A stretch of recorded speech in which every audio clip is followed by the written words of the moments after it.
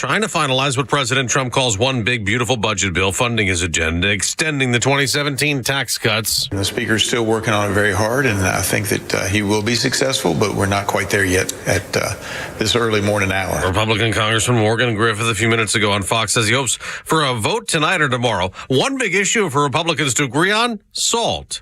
And there's reportedly a compromise to lift the cap on state and local tax deductions for Americans and tax returns from $10,000 to $40,000. This $40,000 is a huge number and it causes me some stress. But if that's what it takes to get some other things that we want done to try to make this bill more conservative, then I'll have to take a look at it. Democrats warn the bill includes spending cuts to key programs like Medicaid, and they claim some people will lose health coverage and food assistance. President Trump went to the House to try to unite Republicans to get the budget bill passed and then later touted something else. The one big, beautiful bill will include $25 billion for the Golden Dome to help construction get underway. The Golden Dome is a missile defense system the president plans to have in place by the end of his term. A project Ronald Reagan wanted, but the technology wasn't there. The risk already exists, including Russia. Trump says he hasn't addressed it with Putin yet. For now, the focus is getting the Golden Dome done. Trump says Canada wants in, and the $175 billion cost won't be a problem. Fox's Jackie Heinrich at the White House. Israel has an Iron Dome already in place. It went on the attack in Gaza again overnight, targeting Hamas. Palestinians say at least 45 people were killed in the airstrikes. A fifth escaped prisoner has been captured in Louisiana while the search continues for 5 more. Louisiana State Police capturing suspect Corey Boyd in New Orleans. The 19-year-old is accused of second-degree murder. Authorities also arresting jail maintenance worker Sterling Williams, accusing him of helping the inmates break out of jail. Fox's Jeff Paul. America's listening to Fox News. Did you hear? A recent stash of $10 gold Liberty coins from the 1800s has been found. These gorgeous gold coins are as bright and shiny as the day they were struck in the late 1800s. And less than 200 of these gold coins are available. Coin experts are calling this gold find an incredible opportunity. Call 1-800-973-9819. And you are guaranteed a $10 gold Liberty coin minted by the U.S. Mint in the 1800s. But with extremely limited availability, you must call now. These gold Liberty coins from the 1800s are still in uncirculated condition. That is history you can hold in your hand. To learn more, call 1-800-973-9819. Call now and you'll receive a free American Coin Collector's Bonus Package, a $40 value, free with every order. Call 1-800-973-9819 now to secure your $10 gold Liberty coins dated from the 1800s before they sell out. That's 1-800-973-9819. WFOM and W292EV Marietta, a Dickey broadcasting station. This hour is presented by Subaru of Gwinnett. You'll love the difference. The Morning Extra, only on Extra 106.3. Morning, y'all. Tug and Los until 10 on Extra 106.3. Welcome you to this Wednesday, halfway through the work week. Hump day. Got a hump day. Got a little bit of rain, I walked out of the house this morning and I was like, oh my God, maybe I need an umbrella. And of course I couldn't find one. So I just walked in the rain. And I made it in, Los. I'm good to go. Did you catch anything crazy last night with that band of showers that came through? I did not. No, it didn't even really hit us at all. We got zero, not even an echo of thunder, nothing. We got a lot of lightning. We got a lot of thunder. No rain at all. And this went on for about 30 or 45 minutes last night because my wife made it a point, hey, keep an eye on the weather. Let's see what's going on. And it was a cool light show, but that was all it was. Dude, I love those. And I know I'm not supposed to. I know, lightning is dangerous. I do too. Dude, it's so cool. That stuff is so fascinating to me when it's just lightning dances across the sky and you're like, what in the world? Could this strike me at any point? Could I be dead in the next few seconds? Absolutely, the answer is yes. But to see it all come down, and let me tell you, when I was in the Navy, dude, on a late night in the middle of the Mediterranean or in the middle of the Atlantic or in wherever you were, when it was, you see nothing in the ship, as the lights dimmed, the only thing they have is the running lights going. And those lightning shows across the entirety of the vast ocean is the most amazing thing that I've personally ever seen in my life. It's unreal. I do have a little bit of an irrational fear of being struck by lightning. Okay. Like, it doesn't really make sense, Where's it come from, you suppose? I think a lot of it goes back to just like we've been caught out on like soccer fields years and years ago when my oldest played soccer and stuff would roll in and there was nowhere to go. Yeah. And so you knew like I got to cover like about 300 yards to get to the car. To get to the car. And all I'm thinking to myself is, yep, here's when it's going to happen. Today's the day. Today's the day. I'm going to be lucky enough to be struck by lightning. I'm the one that's going to have one white streak of hair down the center of my head or something. Wasn't that in the movie The Great Outdoors? Yes, with the guy who's been struck 66 times. That's right, dude. Oh, it's so funny. What a great movie. Folks waking up in Johns Creek this morning are probably with a smile on their face, just like their mayor. Johns Creek was named #1 city in America to live by U.S. News and World Report. #1. That's quite a little feat there for Johns Creek. #1 place in the world, in America to live. It's a good job, suburbs. Yeah, for sure, man. I mean, I guess last year was Naples, Florida, this is why I don't really buy into this. I mean, is Johns Creek a great place? Of course it is. My wife and I used to live in Johns Creek. It's wonderful. And then you got out because of white flight. Yes, we did, man. We had to get out of there. There's too many white people around. It was terrible. Bunch of whiteys. But when I'm looking at this top 10 list of the best cities, according to U.S. News and World Report, the best cities in America to live, the #1 city, Naples, Florida, from last year, doesn't even make the top 10. Well, how does that happen? That's what? Exactly. Like they fall off that hard? Dude, they found out Bortz lives down there. See, maybe that's it. We'll hear from Neil here coming up about 20 minutes.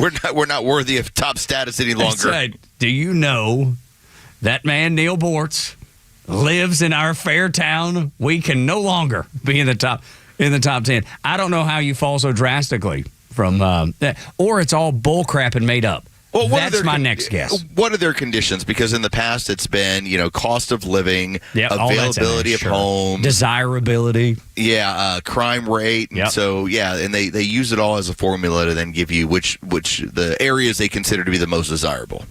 Right, but how does Naples go from like #1, the 365 days ago, the greatest place in America to live, today not even in the top 10? I think that's the addition don't work, Los. You're the numbers guy on the show. The addition, I don't know what kind of stats they're running, but those don't work. I would imagine there was a large influx of MS-13 members that moved in, and that's really changed everything. Well, that and Neil, and when you combine those, I want him. I don't have the. Imagine the city council member who goes, listen, we have Neil Bortz living in our city. Why don't we erect a Neil Bortz lives here to then have everybody else go, no. Either that or they're like, we would prefer MS-13 over Neil Bortz. Neil is such a danger. We got to talk to the Queen to keep him under wraps. That's exactly right. Can you imagine if they gave him the key to the city? Yeah, that's right. People would be moving out. It'd be terrible. Like Lowe's talking about, put up a statue and then people just leave. We're like, we'll have none of this. This is nonsensical. We'll have none of it. Lowe's, you're like Johns Creek, beaming with pride. Johns Creek's mayor, Brad Berry, this city council and I continue to focus on delivering value and strong quality of life for our residents. He's beaming with pride from this #1 ranking. You're beaming with pride because of the new right. I was so concerned to start this week after we had the announcement of the cancer diagnosis for Joe Biden. This was about giving cover to the Democrats, cover to Joe Biden and to everything they're about. And I was so concerned that, maybe they're not going to fight anymore. Maybe they will, we'll just live and let live. We'll just turn the other cheek. Okay, he's sick. All right, we will call the dogs off. Dude, yesterday was a great example. They're not calling anything off right now. By no means, and they shouldn't. The country just lived through the most corrupt 4 years in the history of America. In nearly 250 years, the last 4 years, the most corrupt. Is it horribly sad? And we've said it 1,000 times, and we'll continue to say it. Is it sad, his diagnosis? Yes. Wouldn't wish that on anybody. but we must know what happened, why it happened, so we can prevent it from happening again. And that's all people are asking. Nobody is dancing because Joe Biden's sick. Nobody finds joy in that. What we do see the need for is finding why there was a panel running the board. The board of directors. Have you heard that term yet, Los? Yeah, I have not, but the board of directors. Yeah. That is what they were calling the group of about 5 people that were running the Biden administration. I saw it populate on social media last night. I've not yet gotten the Jake Tapper book, so I don't know if it comes from there or not. But I've seen the board of directors popping up about that was the collective. Jill Biden, Hunter Biden, and whomever else was actually at the helm, was actually running the show, running America. This collective of people and not a president. Well, and this is where, and we'll get into the audio a little bit later in the show, but like Megyn Kelly had the perfect opportunity to just kind of let things go a little bit, and she went after it. I'll give you another one that I watched last night. Jon Stewart, the way that he was criticizing, not just the fact that you've had all of this news that's been out in the last 3 or 4 days, but then the way that you've had media members capitalize on it or attempt to capitalize on it in order to sell books or in order to grab a little bit of extra face time. That was it's now turned into it's a shooting gallery. The more that we get into this, it's actually really easy to attack them, and we need to continue to attack them. Yes, we do. You're exactly right. And here's another thing. Look, as rotten and low down and money grabbing as Jake Tapper is, it's good that it's happening because this gives the rest of the media the opportunity to actually be journalists, to actually have a curiosity about what's happening, to maybe they'll have a chance to earn the trust of, I don't expect that they will, because you've got 50, 60 years of the media lying to your face every day, telling you everything's great. Joe Biden's just fine. What are you talking? What? I mean, Tug, I guess this is not new for us because we've been questioning this stuff from day one of this administration and some of the stuff that we saw early on. Megyn Kelly was right when she talked to Jake Tapper. She flat out told him, "You missed the story of the century. It was right in your face, and you never covered it." That's right. Intentionally, never. Now, he pushed back and said, I was trying to be fair and balanced. He danced around the answers. But I was glad. I was proud of Megyn Kelly for asking the questions that you and I would have asked. I loved when she played the Laura Trump and made him just right into his face. Yeah. And his face was just, oh. I can't believe she's doing this. Yeah, she's needling me with it. And she said, "Do you want to apologize to Laura Trump?" And he's like, "I already have. I've called her." And whether that's true, I don't know. I assume it is. You wouldn't say it out loud because Laura Trump's going to be like, "No, he didn't." If he didn't, so he must have. But I think that's such an empty, a hollow apology. It's like when your mom. You remember when you were mean to your sibling growing up? Like I was mean to my sister Jennifer, and Mom would say, "You go in there and apologize," and then I wouldn't do it, and then she would take me in there and you apologize to your sister, and I'd be like, "Okay, I'm sorry." Did I mean it? No. I didn't mean any of it. I was glad I did. What a half-ass apology. I was glad I did whatever I did. I was still beaming from ear to ear, happy about it. But Mama said I had to apologize or I was going to get a spanking. So what did I do? I apologized. She needled him, and he knew he had to apologize and said he already had. But it's a half-hearted apology. Who believes Jake Tapper's genuine in the fact that all of a sudden, after 4 years of not covering Joe Biden, that he's like, yeah, things were real bad. You think, Jake? Do you think? And again, when you're hawking a book, nothing comes across as more, I'll just call it limp. Okay, nothing comes across as softer than what he's doing right now. Self-serve. Now, couple that yesterday with what Marco Rubio was doing. Buddy. Man, Marco Rubio took every Democrat senator that was asking him about immigration policy and stuff that was going on in this country, and he tore them a new one. Dude. Like, made them look so bad. They all looked like a bunch of old dudes that were not able to keep up. And so what I'm pointing out is this is the power of the new right. This is what Gen X is delivering. These are people, in the large amount, 40s, early 50s. They're with it. They're sharp, and they're not pulling back. That's great. Yes, because there's no reason to. There's no reason for you to pull back. You're actually doing good. You're doing the work of the American people, what you were put there to do, what you were hired to do. And I love when, and we're not going to play it now, Dre, but when Chris Van Hollen, the man that went down and had martinis with a MS-13 member in El Salvador, that guy, when he is saying, I regret confirming you as Secretary of State, Marco Rubio, and he said, good, that means I'm doing my job. Dude, what a great, just right to the point response, and it's exactly what I wanted to hear. He didn't go into some long-winded thing. Good. That means I'm doing what I'm supposed to. And that's the beauty. We talked about this, months ago, that so many of the people that had been selected to be part of this administration had television experience. And you're like, well, why is that such a big deal? What do you mean, Los? What's the big deal? They're able to think on their feet and respond. This isn't, the same as, hey, I'm sitting at a computer desk and I've got a delete button and a back button and I'll figure out exactly what I'm going to write.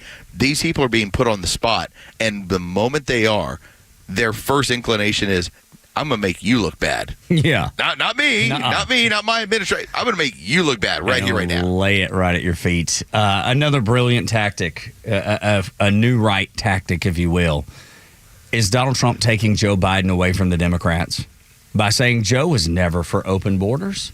Somebody in the administration had to be running this because Joe wasn't capable. He's physically taking Joe Biden away from, because they're running cover with, like you said, they're using the cancer diagnosis, hoping to run cover for all of the things that they've been doing. And Trump, being a brilliant tactician, shares a post talking about how everybody knew Joe was demented and they took advantage of him. He's literally saying, no, you don't get to use Joe Biden as cover. You don't get to use him anymore. I'm actually going to put him on a pedestal, though I don't even know if Trump believes it. I'm not sure I believe it. Well, but the tactic is brilliant. It's the bully pulpit that is isolating them on an issue. That's right. What are they going to? They're going to have to answer for it. Like, they have to answer for it. It's not going away. And so he's basically pitting Joe Biden against the people that did what Joe Biden was either supposed to be doing or did. But we'll never know. It's which one of y'all bears the blame for this? Exactly right, because it's not Joe. Joe's sick. You can't. You can't go after Joe. I mean, dude, look what Joe was not functioning as a human. Joe, exactly right. it was like a giant child. So which one of y'all is running the auto pen? Which one of y'all needs to go to jail? Joe can't. Joe was sick the whole time, and y'all knew it, and y'all took advantage of him. One of y'all's belongs in jail. Which one of you wants to raise your hand? It is a wonderful tactic, because it's brilliant. What'll happen, and we're not there yet, but it's going to start happening. You're going to have people.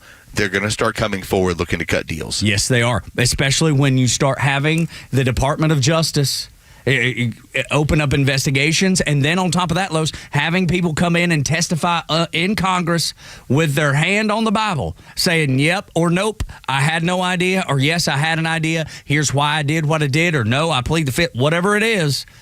They're going to be like, who do I have to sell out to stay out from behind bars? Exactly. That's going to happen. And But that starts with that tweet right there. Yes, it starts with that pressure, and there is a moment last night where anybody who read that and who's been concerned all weekend and then concerned during the week, they looked at it as, how do I stay out of jail? Like, right. What am I going to have to say and do? Exactly right, dude. I'm telling you, when I read that, I was like, that may be the most brilliant political move that I've ever seen in my entire life, or at least my adult life, or maybe I should narrow it to the 4 years that this station's been in existence, where I've focused on and talked about politics every day. Most brilliant tactical move ever. And I don't know if it's Trump's idea, may have been, or someone on his staff's idea. but it was golden. Absolutely golden. When we come back on Extra 106.3, Neil Bortz, the talk master, got to get his take on the Joe Biden situation. You can only hear that legendary voice on Extra 106.3, and you'll hear it next. Listen to the Morning Extra, The Kimmer Show, Neil Bortz, and all your favorite Extra 106.3 personalities whenever you want with the all-new Extra app. It's anytime show replays, all your favorite podcasts, and the latest political news from across Georgia. Download the Extra 106.3 app now for Apple or Android. There's a tidal wave of clean car happiness sweeping across Braves country. Tidal Wave Auto Spa is your go-to car wash destination for a game day ready ride. Experience Major League Clean at Tidal Wave, the official car wash of the Atlanta Braves. Stay clean car happy all season long with membership discounts, exclusive giveaways, and more. Visit TidalWaveAutoSpa.com/Braves for details. My car is happy. I am happy. Tidal Wave Auto Spa. Life is unpredictable, but when trouble comes, you need a team you can trust. At Ace Second Chance Bail Bonds, we've been helping families for nearly 20 years, providing fast, professional, and discreet service. With 12 locations across Metro Atlanta and Birmingham, we're available 24/7 to get your loved one home, quick and with care. It's better to know us and not need us than need us and not know us. Call 404-BAIL-OUT, that's 404-BAIL-OUT, or visit atlbail.com today. My name is Patrick, and I'm the Military Outreach Manager at the Warrior Alliance. I served in the U.S. Army as an airborne ranger and deployed to several combat zones in support of the global war on terror. Veterans bring excellence through our work ethic, skills, and civic duty. However, transitioning to civilian life can be difficult, as we all share a loss of purpose when leaving the military. Returning veterans have earned and deserve our support so they can thrive on their journey home. The Warrior Alliance understands the challenge and is helping warriors navigate to success after service. Join us in changing thousands of lives for the better. Donate today at thewarrioralliance.org. Compact outside, the all-electric EQB 250 Plus SUV is big on space, style, and smart ideas. With available seating for 7, a digital voice assistant, and MB navigation with electric intelligence, the EQB is born from a forward-thinking family and built for yours. Get an exceptional offer on the all-electric 2025 EQB 250 Plus SUV for just $389 per month for 36 months with $49.83 due at signing, exclusively from RBM of Atlanta in Sandy Springs. Contact RBM of Atlanta for details on this vehicle and many other models during the Mercedes-Benz Dream Days sales event. Visit today to see how to qualify. Special lease rate available only to qualified customers exclusively from Mercedes-Benz Financial Service through RBM of Atlanta, Sandy Springs through May 31st, 2025. Excludes tax, tag, title, and Georgia Lemon Law fees. Contact RBM of Atlanta for details on this and other exciting offers. Visit rbmofatlanta.com or call us at 770-390-0700 for details. The Dean's List with Janice Dean. An 83-year-old race car superfan who got her wish of finally getting behind the wheel on the track makes the Dean's List. Bobby Oxford says she has loved the revving engines, the sound of tires squealing, and the crowds cheering. Back when she was growing up, there were unfortunately no opportunities in the racing world for women, but she got to see her brother race, and that was satisfying at the time. But now, finally, in her 80s, Bobby had the chance to strap in and put the pedal to the metal, thanks to Wish of a Lifetime, a charity arm of AARP that grants wishes to inspire seniors to keep reaching for the stars. It all happened at Pikes Peak International Raceway in Colorado. Bobby started her engine and drove as fast as she could. Along the sidelines, she had her friends, family, and other female race car drivers cheering her on. Bobby Oxford, you are amazing. Keep racing. You made today's Dean's List. Janice Dean, Fox News. The stories that matter to you. These are your Georgia headlines. Here are your Georgia headlines for Wednesday, May 21st. Cleanup is underway after heavy storms overnight. Georgia Power reported over 15,000 power outages in North Georgia with branches and trees down. Crews are working to restore power throughout the day. Former Atlanta Mayor Keisha Lance Bottoms officially declared her intentions to run for governor of Georgia. She will face off against State Senator Jason Estevez in the Democratic primary. Georgia Attorney General Chris Carr is the sole Republican running so far. A Venezuelan gang member wanted for murder in his home country was arrested by ICE in Gwinnett County. Officials say he is part of the notorious Tren de Aragua gang and will likely be deported. And today marks the first day of Memorial Day travel. 2.6 million travelers are expected to pass through Hartsfield-Jackson Airport this week. Today's weather, mostly sunny today with temperatures slightly cooler in the low 80s. With your headlines, I'm Jerry Payne. Oh, boy. Here we go. I just don't know which way this might go. Is this a Brahma bull? I'm not sure. Let me tell you, it's going to be bull into China Shop. Neil Bortz joining us on the Morning Extra Tug and Los until 10. Neil, what's up, man? How are you? I'm not joining you until 10. Well. Did you get that? Tug and Los until 10. Neil joining us right now. Okay. But we would Till love to have 10. you till 10. I mean, if you'd hang out, man, I bet you could fill 10. The time till 10. Well, certainly I can find something in Naples. There's a beach. There's tea times. You know. Well, I don't want to interfere with that. No, that's important. No. But look, y'all don't have quite the number of years on me, or that I do. But when I go to a doctor's office for a physical, and we know presidents get physicals all the time, and I had to get one every. I get one every year. But anyway, when the doctor puts on that glove and pulls out that tube of KY, you know what the hell is going to happen. Yep. And if you ever start to enjoy that, you're in trouble. Well, now let me ask you that, Neil, because you know how often that presidents are tested for all sorts of different things. It's just part of it. I have a hard time believing it. Except brains. Well, apparently so. We haven't had to worry about that one. But to understand that Joe Biden went without a PSA test that was publicly shown within the White House, whereas George Bush had that done and then published it. Obama had that done. Donald Trump has had that done. They had to have known he had cancer during this time period. Well, now you say he went without a PA test. A PSA test as far as administered in D.C., in the White House. What you mean to say is that he went without a PSA test that was included in the press reports and in information available to. He certainly did not go without a PSA test. They did it. They just didn't share it with us like they had with the other presidents. That would be you're the attorney here who has handled medical malpractice cases. That would be malpractice. You do a PSA test. I do it all the time. There is something that I object to. I think this was known. I think this was hidden. It was another part of the snow job to present Biden to the American people as capable, at least long enough to get him in office. But I kind of cringe every time I hear you guys reference dying of cancer. That's the case. That's the hard truth of what's going on. Is it? I mean, there's a lot of people that are. I have close personal friends whose diagnosis of prostate cancer was 15 years ago, and they're still going strong, and you know who they are too, but I'm not going to mention their name. But that's the thing, Neil. That's what they've told us.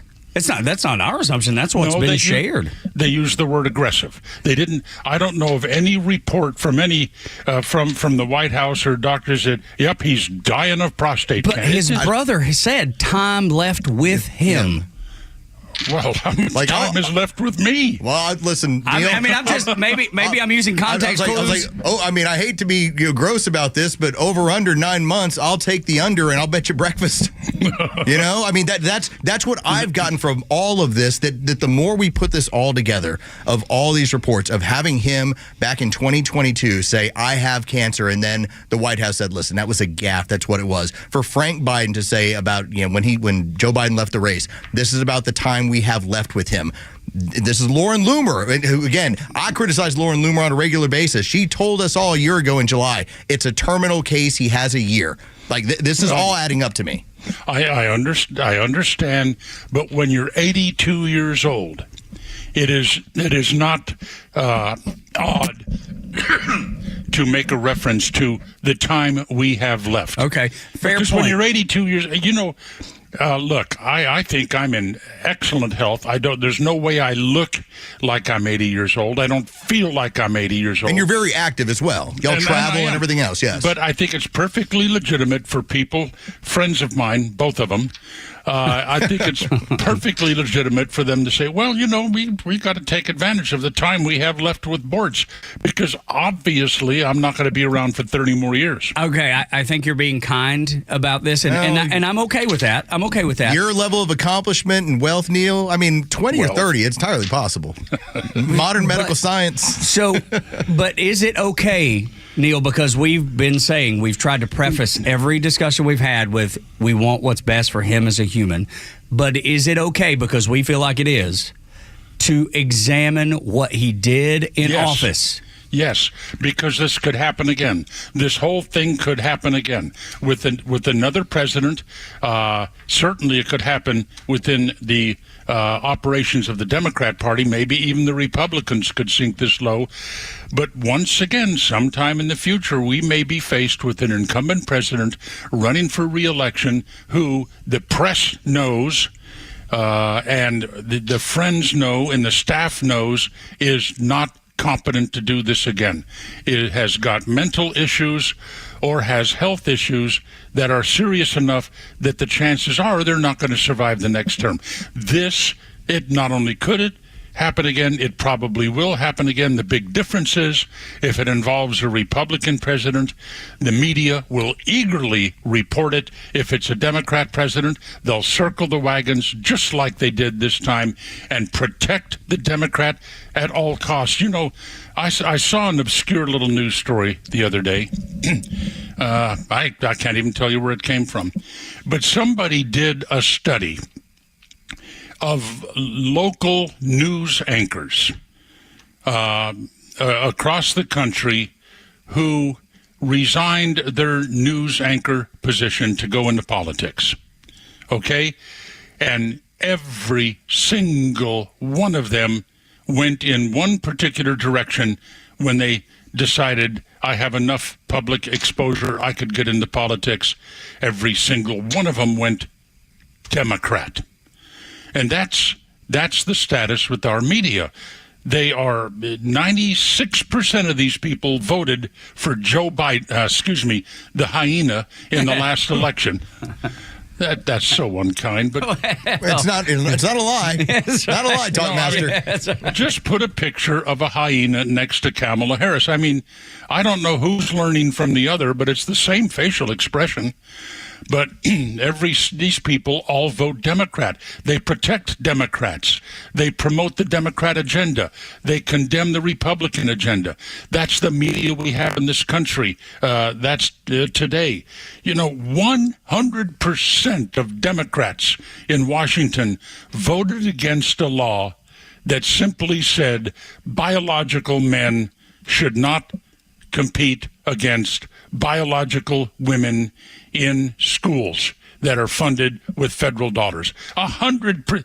That is a major scandal to me, but did the media press that? Oh, hell no. You can pick it up in some obscure little stories here and there. And then Colorado summer camp. Have you heard about that? No. What is this? Well, it's a religious summer camp in Colorado. It's a residence camp. I went to a couple of those. I loved them. But it's because my mother just had to get me the hell out of there. Well, this boy's got to go. Yeah, I got to straighten this kid up here. I can see her talking to my father. Honey, I can't stand this kid anymore. I'm going to hold his head under the water if he stays here any longer. Can we please find a summer camp for him? And yes, especially when he was overseas, because the Marine Corps will not allow families to travel overseas when they're assigned overseas. So, oh, hell no, I'm not putting up with him while his dad's out of town. So that was Camp Pacific in California. But any rate, in this religiously oriented summer camp, they are refusing to follow the Colorado guidelines that when it comes to bathing facilities, restrooms, and everything else, that you can use them based on your gender identity.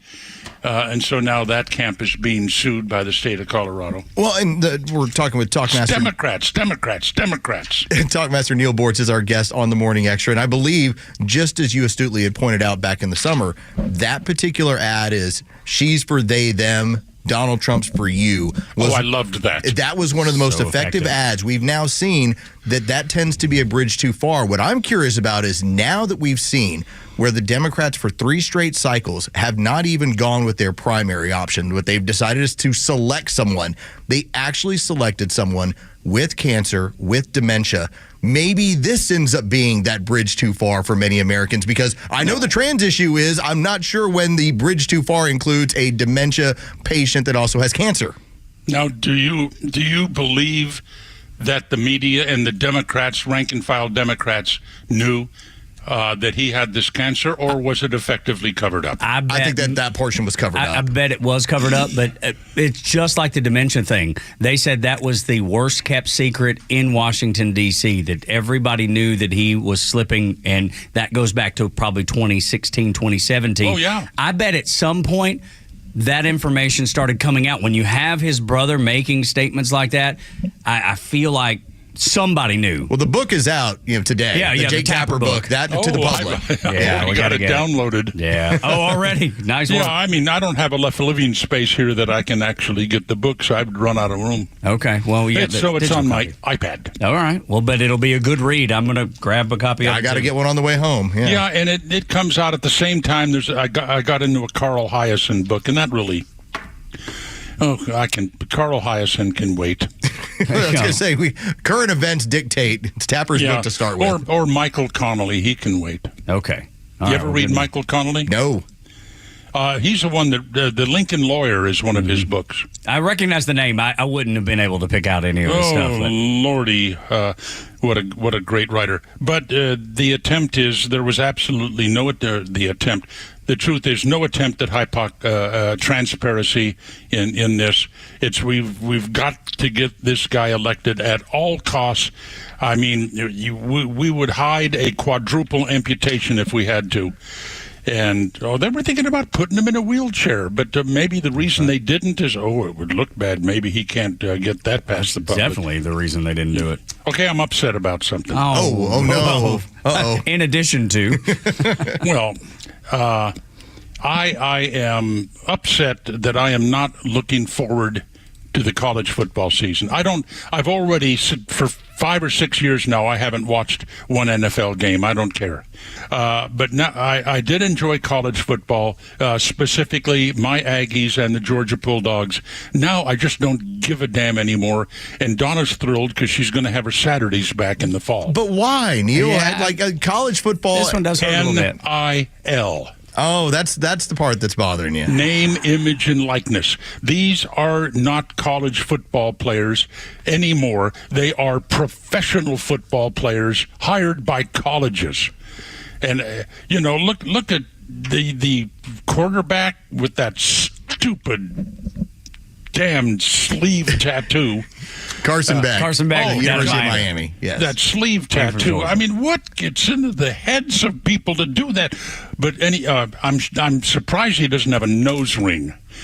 But he's not looking to root around yet. He's got time to get it. Women with nose. I walked into a restaurant the other day and I told Donna got so mad at me for this. I said, seat us with a server who does not have nose jewelry. I don't want to spend the whole evening looking at this idiotic damn nose jewelry.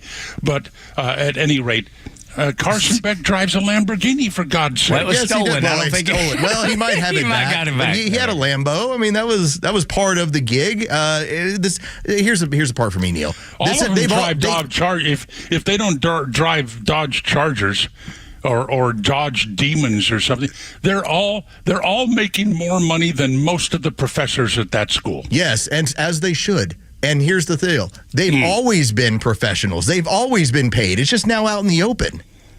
I don't, it's really... there was a bag of money. It's a long legend of Herschel Walker. What was the selection of Georgia?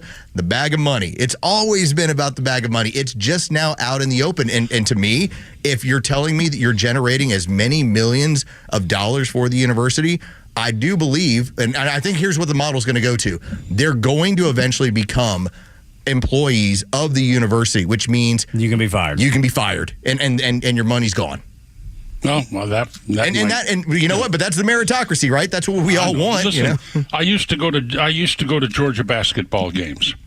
What? And I don't why now. I have no interest in basketball except I'd like to see Angel Reese smacked around a little bit. I don't mind that when she gets hammered a little bit. It's no, not I a don't bad either. thing. And boy,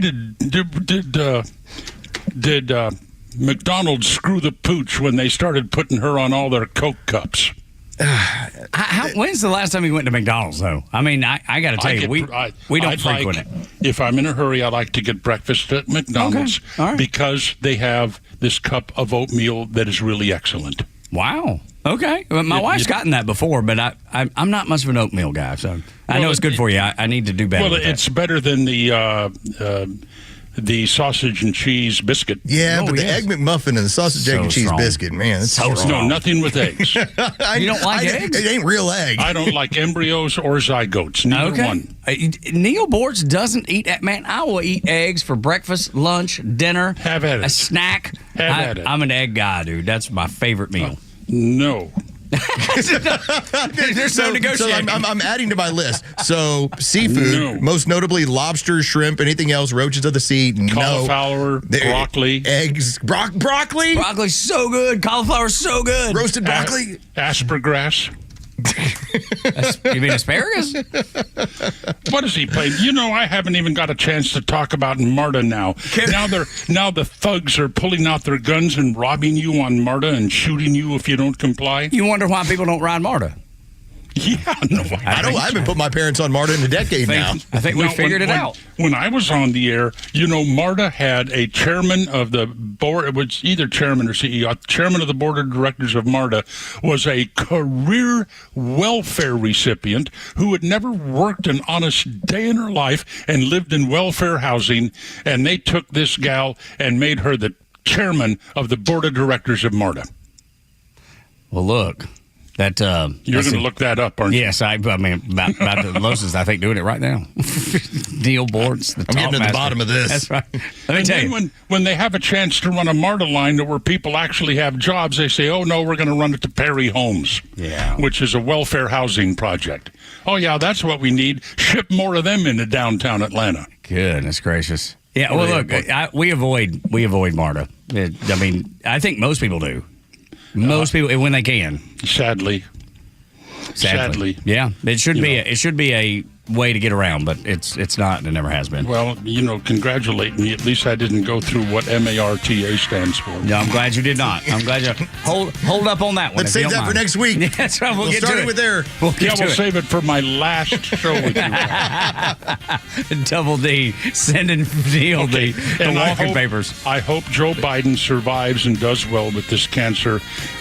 Same. But the real cancer he has is named Jill. Oh boy, yes. Let me tell you. Lady Macbeth. That's exactly right. Neil, thank you, bud. Y'all be good. We will not. We absolutely will not, or at least that's what we'll be told. We're called all kinds of names just for having a different opinion. But I see that changing, Neil Bortz. The tent is growing bigger than it's ever been before. Up next, Mark Halpern versus Morning Joe in an early morning fight. 6 o'clock hours brought to you by Subaru of Gwinnett. The Morning Extra on Atlanta's only conservative news and talk station, Extra 106.3 FM. Good morning, it's Los. Let's talk about Tom, the honest car guy. You've heard the spots. You're wondering about the process. I was wondering, too. I was like, okay, how does Tom, honest car guy, get me a vehicle and save me thousands of dollars? Well, it's very simple. You go to honestcarguy.com, or you can give Tom a call, 844-SHOW-ME-1. That's 844-SHOW-ME-1. He has a process that he's been building over the last several years. He used to be one of those guys that ran dealerships. You would be in there for hours. He would go and sell you a car. He was that guy that when the salesperson would be like, I got to go meet with my manager, they'd go meet with Tom. Tom has recognized I can save people thousands of dollars by cutting out all that excess. Everything that gets tacked on to the purchase of a vehicle, whether it's the facility, whether it's the sales staff, whether it's all the crazy titles and fees, all of that you can bypass by using Tom, the honest car guy. He'll give you the process. He'll show you. He'll lay it out on the computer and say, here's where we're saving the money. Then at that point, once you get that vehicle, you just pay Tom an honest fee. That's it. That's the process. It's very transparent. You'll see every step along the way, and Tom will locate that vehicle that you're interested in. You just let him know make and model, and everything takes off from there. Go to honestcarguy.com. That's honestcarguy.com, or 844-SHOW-ME-1. That's 844-SHOW-ME-1. The latest sports news, powered by 680 The Fan, and driven to extra listeners by RBM of Atlanta in Sandy Springs, Atlanta's Mercedes-Benz connection since 1964. Good morning. Here are your sports headlines for Wednesday, May 21st. The Atlanta Braves dropped their series opener last night to the Nationals in D.C. 5-3 the final. Game 2 of the series goes down tonight at 6:45. That'll be A.J. Smith-Shawver on the mound for the Braves. Trevor Williams gets the ball for the Nationals. You can hear that game on our sister station's brand new app, 680 The Fan. From the NBA, the Oklahoma City Thunder now lead the Western Conference Finals 1-0 after a 114-88 win over the Minnesota Timberwolves. Game 1 of the East Finals between the Knicks and the Pacers from New York tips off at 8 o'clock. And in the NHL, the Florida Panthers went on the road and took Game 1 versus the Carolina Hurricanes last night in the Eastern Conference Finals. 5-2 the final there. The West Finals begins tonight from Dallas as the Stars will host the Edmonton Oilers. Puck drops at 8 o'clock. With your sports headlines, I'm Carlos Medina. Millions of guys suffer from erectile dysfunction. That's 1 in 3 men. And I can tell you, I'm one of them. If you or someone you know suffers from ED, Peyronie's disease, or PE, here's 38-year emergency room doctor and founder of Total Body Therapy of Georgia, Dr. Eric Deal. Patients who enter my office are often frustrated, hopeless, depressed, and embarrassed. I understand the problem, and I'm going to help you fix it. We provide testosterone replacement therapy, the P-shot, and treatment for ED, PE, and Peyronie's disease. There's not just one therapy that can solve these complex issues. When you visit our clinic, you're going to see me. I'll do a complete history and physical prior to any treatment that we use. Take it from me, Dr. Deal. When it's not hard, it's really hard. Call Dr. Deal for your free one-on-one evaluation and resolve your ED, Peyronie's, or PE issues. 404-777-1911. Total Body Therapy of Georgia. 404-777-1911. Online at tbtofga.com.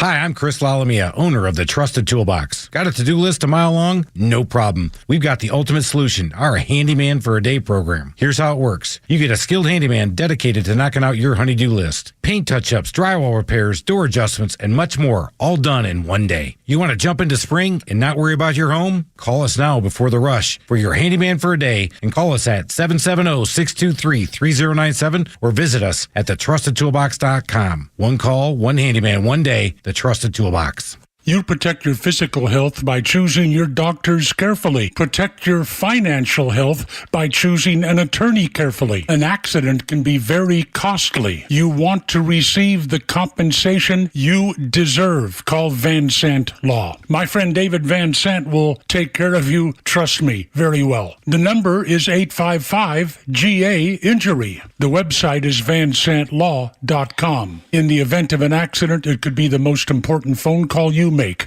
The future of business in Georgia is bright, and Georgia Power is a driving force behind the businesses and organizations that are vital to the growth of the state. Organizations like Georgia Tech. Hi, this is Jay Batten, Director of Athletics here at Georgia Tech. This is an incredible place. The history of success, the coaches that have been here, everybody from Heisman to Coach Dodd to Coach Curry to Coach Ross, and even now to Coach Key. We've got this tremendous history of success. This is an anchor here in Midtown Atlanta. This is such a growing, vibrant market, particularly for college sports. You know, Atlanta has one of the highest percentages of college sports fans for any major metro.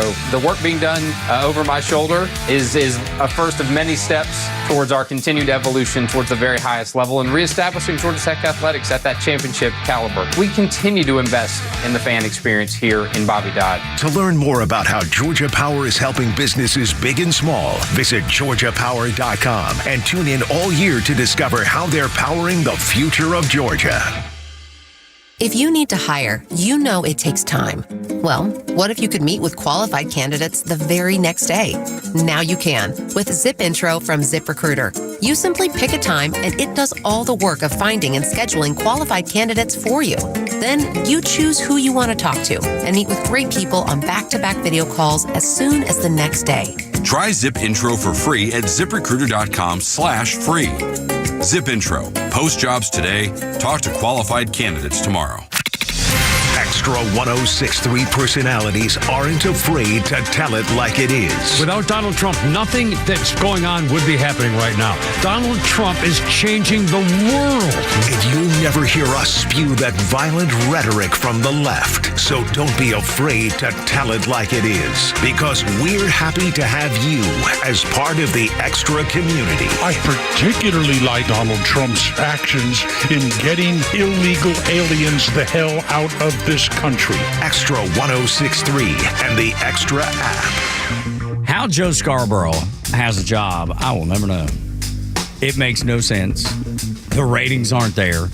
The man went out and said, there's nothing better. Joe Biden's better than he's ever been. I've seen it with my own eyes. He's better than ever. This is the best Joe Biden, and if you don't like it, you can F off. That's what the man said on the television. That's what he went to air with. It was wonderful because he created his own viral moment.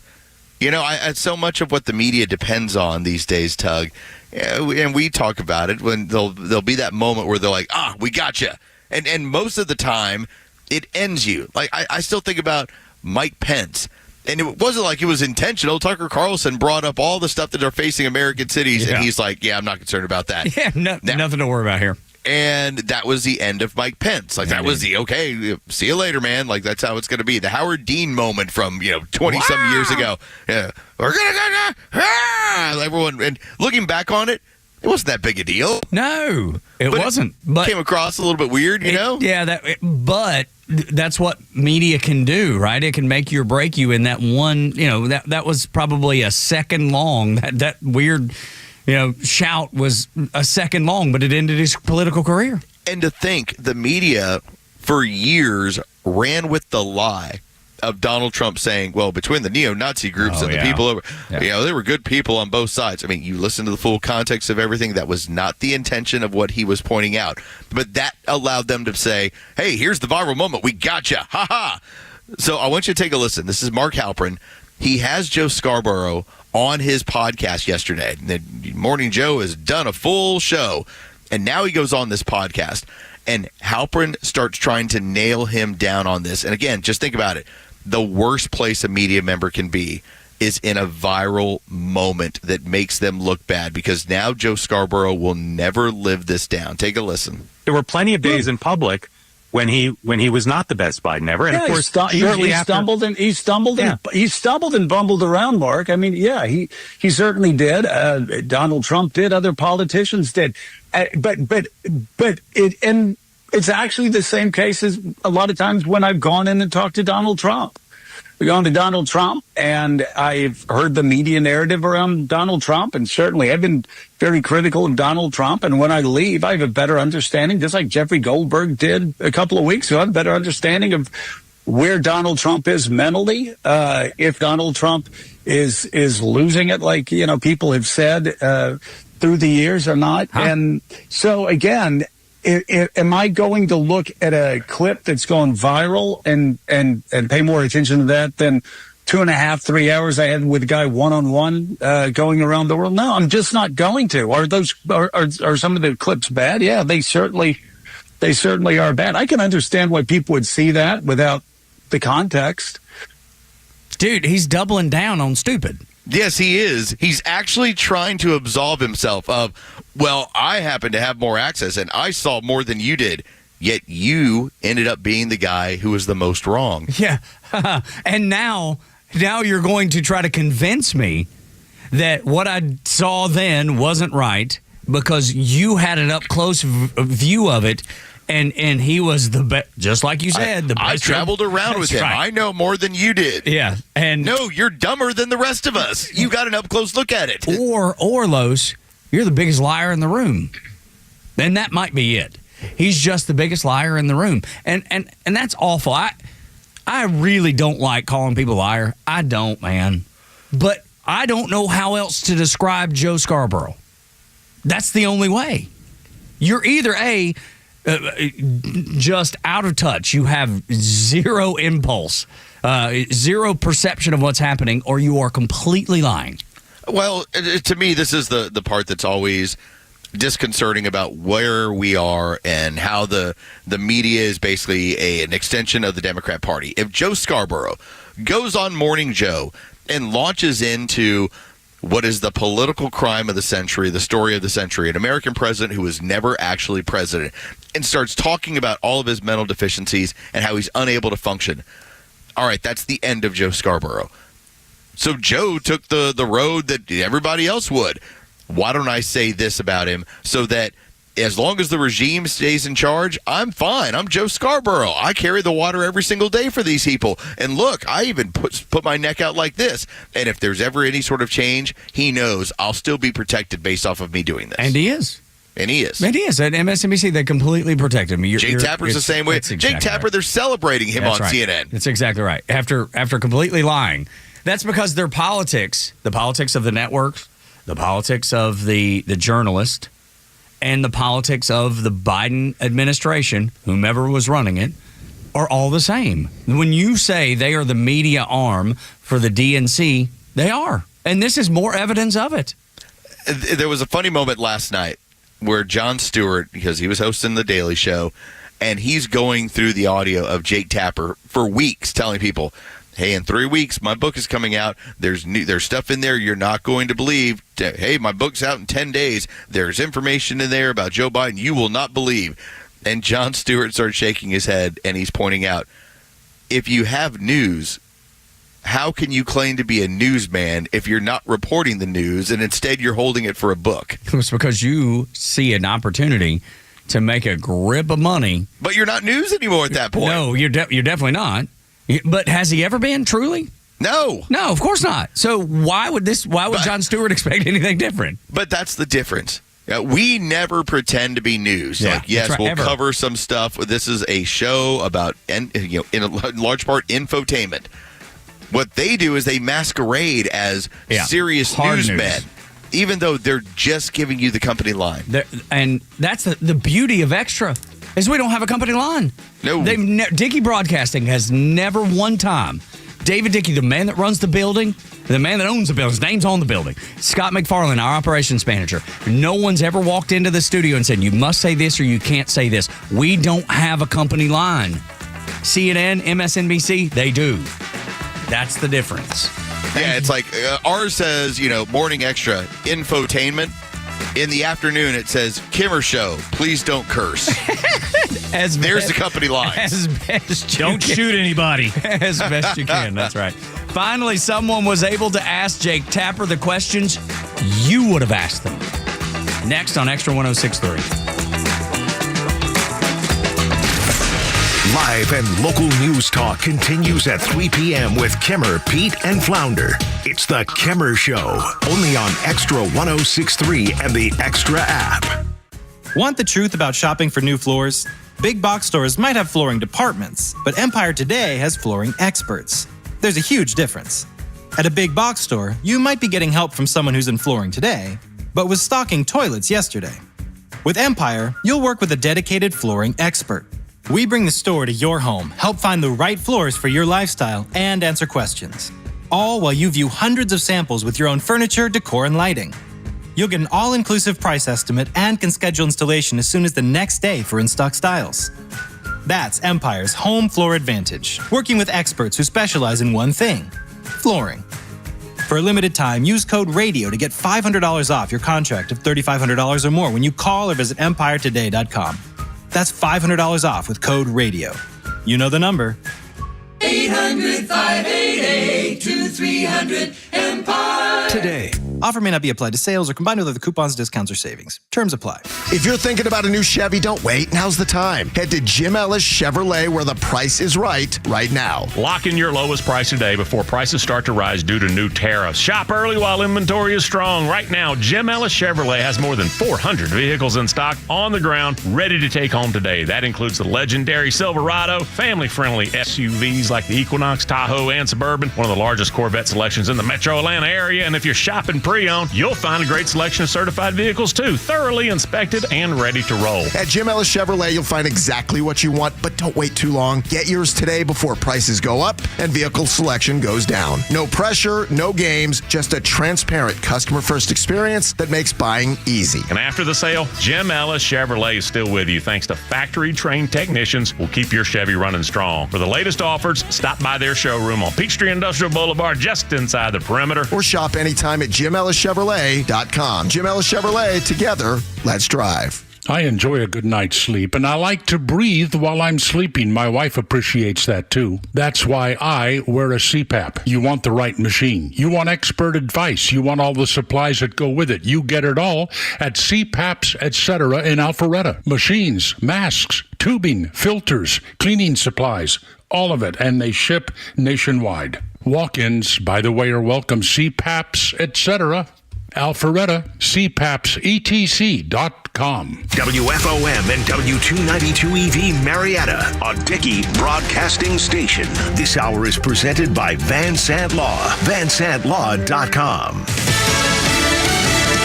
They've been working since 1 a.m. I'm Dave Anthony, Fox News. The House Rules Committee trying to finalize a massive budget plan. Hours after President Trump went to the Capitol trying to unite Republicans around one big, beautiful bill. GOP Congressman Morgan Griffith tells Fox. I think he did change a few votes, but not all of them. And so we're still working, the Speaker is still working behind the scenes to get all the votes lined up. And it's kind of like a Rubik's Cube. You have to keep twisting things around, and eventually we can get there. They hope for a final House vote tonight or tomorrow. Democrats oppose the budget plan. This bill kills jobs, explodes the deficit, and overwhelmingly helps the rich. But Senate Minority Leader Chuck Schumer doesn't have the votes to block it once it passes the House.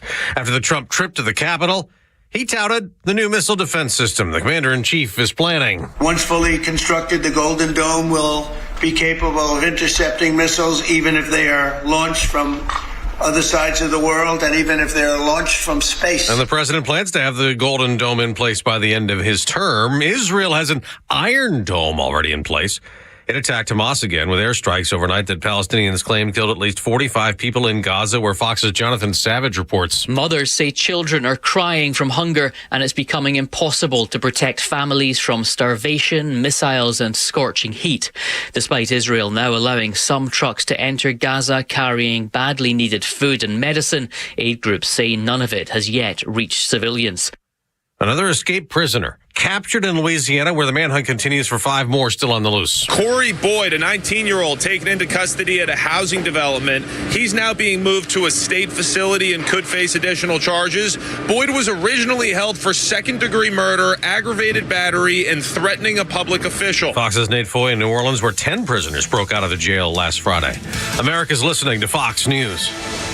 Did you hear? A recent stash of $10 gold Liberty coins from the 1800s has been found. These gorgeous gold coins are as bright and shiny as the day they were struck in the late 1800s, and less than 200 of these gold coins are available. Coin experts are calling this gold find an incredible opportunity. Call 1-800-973-9819, and you are guaranteed a $10 gold Liberty coin minted by the U.S. Mint in the 1800s. But with extremely limited availability, you must call now. These gold Liberty coins from the 1800s are still in uncirculated condition. That is history you can hold in your hand. To learn more, call 1-800-973-9819. Call now and you'll receive a free American Coin Collector's Bonus Package, a $40 value, free with every order. Call 1-800-973-9819 now to secure your $10 gold Liberty coins dated from the 1800s before they sell out. That's 1-800-973-9819. What do you say to anyone who still doesn't understand America First? Tell the left now at 404-741-1230 on the Morning Extra. Tug and Los until 10 on Extra 106.3. Glad that you're listening. 106.3 FM, 1230 AM, Extra 106.3 app, extra1063.com, and any of the other aggregates that you can listen to this radio station. Thank you for being here. Again, 404-741-1230. If you want to be involved in the show, you got something to get off your chest, want something to say something that I've missed, something Los missed, maybe something you would like to add to it, whatever it is. Or disagree with us completely. Always welcome, no matter what side of the political aisle you sit on, here on Extra 106.3. So, Jake Tapper, his book, Los, is revisionist history. It's a completely a money grab, and he sees the opportunity to grab this money because, there's nothing to lose anymore. It's an insider book with information that would have been pertinent for the entirety of a man's presidency, yet was never revealed. And what's so bad about it, Tug, we talked about it quite regularly, that once we got beyond the Biden presidency, the stuff we were going to find out, notably, I would always say, you're going to find out about him wandering around the halls. Yeah. And that's just like tip of the iceberg stuff. But these are things we were talking about during the presidency. Jake Tapper had even more access and wouldn't talk about them during it. That's right. And you pointed out that last segment, Jon Stewart said, been nice. Had maybe you done that. That'd be called news, sir. Yeah, exactly. But no, you were making a grip of money by towing the line for the network that told you what you could and couldn't talk about, and towing the line knowing that you'd be okay by not reporting on the decline of Joe Biden and all the things that everybody, the most unkept secret, the most unsecret, if you will, of information. But I mean, and he was just completely aligned with Joe Biden's politics. Now, if you pay him enough, he'll come clean, and his network will celebrate him because it's safe to do so. He's a snake, dude. Oh, absolutely a snake. Now, I ask you this question, Tug. If you were being a serious journalist and you really wanted the story of the century in terms of politics, would you not make it a point? Now, I know that there are HIPAA laws, there's things you have to be concerned about, but wouldn't you want to know every single time that Joe Biden goes to Delaware, who are the people he's meeting with there? Yes, and you brought that up.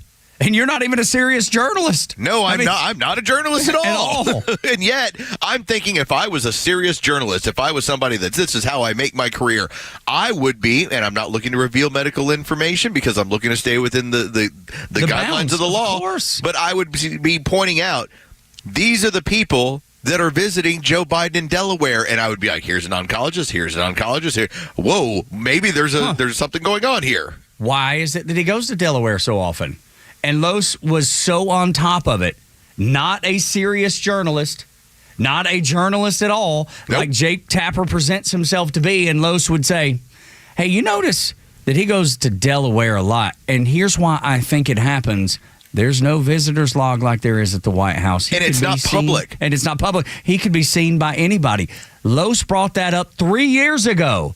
Jake Tapper never said a word. That's the difference. Like, again, I don't have a problem with U.S. presidents who decide to go away, whether it's the ranch in Crawford like George Bush would do, or here's Mar-a-Lago, or Obama on the golf course. Yes. Like, that was always like, look how much golf he's playing. I'm like, yeah, it's a stressful job. Go do your thing. The issue I took was all of those men kept it very public. They were still taking meetings. They were still meeting with the media. They would just do it from Crawford, Texas, or Mar-a-Lago, or Illinois. Joe Biden would disappear to Delaware, and you had, unless you caught a random video of him on the beach, no one knew who he was meeting with or what he was doing there. And that's why Los, being curious, actually brought it up. Another one, the Bushes going to Kennebunkport. Remember, that was the thing. Nobody questioned that. Nobody was like, wonder what he's doing there. Because he wasn't tripping at the Air Force Academy, falling up a flight of stairs going on to Air Force One. They didn't have to change where he entered Air Force One to make it a smaller staircase. None of those things were happening, so no one had reason to question. Jake Tapper had reason to question and didn't. He sat on it until he could make even more money. And his politics aligned with it. Let's be clear. Let's not dance around that part. He agreed with everything that was happening under the Biden administration, whoever was making the decisions. Then, he was a complete a-hole to Laura Trump. Said he apologized. I'm sure he has, because she would call it out if he hadn't. But it's not because he was wrong. It's because he had to clear the air before this book came out. He knew he was going to be called on that. And I think this is when we talk about the Democrats are in the middle of a civil war. This is exactly what I'm talking about. You actually have Democrats that are extremely upset with this book, whereas then some of the Democrats are saying, hey, if we don't get it out in the open, we're never going to win anything. That's right. Well, again, Jake Tapper's looking at it as, not only do I get to be that guy who helps lead the party in the direction more of truth, but I get to make money doing so. It's a win-win all the way around. A grip of money. God, more money than any of us will ever see. And he was on with Megyn Kelly. And she is a national treasure and smoking hot. Okay? Let's just be honest. I mean, I'd be lying. And ridiculously beautiful. But on top of that, also, not just because of her looks is she a national treasure. Intelligent woman, a lawyer by trade. She's honest. She's not afraid to ask the hard questions, the questions that you would have asked. And she did that yesterday with Jake Tapper, the snake Jake Tapper. She said, you seem to be running cover for the president. I look back at my coverage with humility, and I wish I did cover the issues of age and acuity, but I wish I had covered them much more. And I wish, of course, it's May 2025. Do I wish that in that 10, 15-minute interview I had with Biden in October 2022, that this had been the only subject, because I had then. Well, it wasn't just that, though, Jake. It wasn't just that. You sat with him a couple of times in the course of his presidency, and these issues were not pressed. Well, there was at least that time, and then there was the time at the beginning. And but separate and apart from that, you covered the Biden's presidency. No. Let me just finish my point. You covered the Biden presidency. I had one interview with him, and it was 13 days after the Jackie Walorski thing. But you covered the Biden presidency aggressively throughout the 4 years, and you didn't cover mental acuity hardly at all. Time and time again, when issues came up, you seemed to be running cover for the president. You didn't seem interested. You didn't seem interested. And she brought up the Jackie Walorski thing. That's when he was looking for the woman who had passed. He was like, is Jackie here? Where's Jackie? I was told Jackie would be here. Jackie has died, sir. And Jake Tapper didn't have it in him to point that out. He didn't have it in him to question, wait a minute, how many times have you ever tried to call up someone who has passed? Because it's never happened to me. I'm nobody. I'm not extraordinary by any stretch, and I'm definitely not the United States president, and never will be, never aspire to be. But I've never tried to call out a dead person. I think we're about 10 days removed. There was a story that had gotten out, and I think Politico had it, and Leading Report had it as well, that there were people within the Biden administration that were offering access to Biden if you would put out negative stories about Donald Trump. Right. Yep. Okay? Yep. Jake Tapper, the primary concern he had is, what if I report anything that's truthful and I get my access cut off? Yeah. What if I'm the responsible person that gets CNN's access to the president cut off because I ask questions that the regime doesn't care for? Dude, if in reality, if that would have happened, if Jake Tapper had the spine to do that, he should have been awarded like a Pulitzer for doing that. He should, or whatever the award is for breaking stories and doing things the right way. Who cares if your access is cut off? They're lying to you and the American public every day. Who cares? I wonder if he had been doing that since, let's say, 3 months into the presidency and was getting all this inside information, enough to be able to write a book. Do you think that he would have been able to ride that for 3 or 4 years, and what his perception would be today versus what it is, right now, given what he's done? Are you saying, but had he been honest from the beginning? Had he been honest from the very beginning and said, my fellow Americans, there's something wrong here, he would have the greatest job in the world. He'd be paid more than any other journalist alive, because it would be the only person reporting that. And then it turned out to be true on top of it. Dude, you couldn't ask for a better scenario.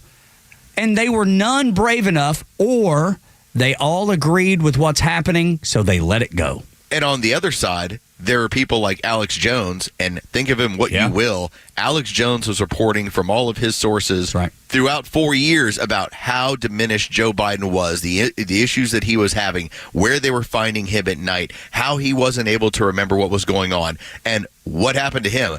The government went after him to make sure and bankrupt him. Now, don't get me wrong. There probably would have been repercussions for doing that if Jake Tapper was honest. Oh, yeah. Are you kidding? They didn't have any problem going after it. They went after a former president. Yeah, they would go after him, too. So maybe with that kind of pressure, the network giving you pressure, and I'm not trying to give Jake an out.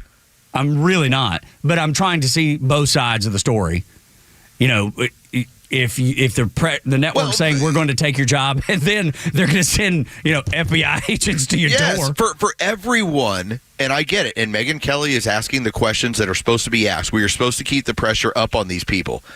But given what was going on in this country, the fact that they were more than willing to go after a former president, they were able to raid his home with the FBI. They had him mugshotted and fingerprinted here in Georgia. Do you think that it's a good idea, if you're just journalists at CNN, to go after the regime and tell the truth about what's happening? I would have been like, can't really. I mean, but I think that's what Jake Tapper should be talking about. That's it's like exactly right. We were living in a banana republic. You really think I want to call down the thunder? Exactly. And let me tell you, I would have so much more respect for him today if he said that.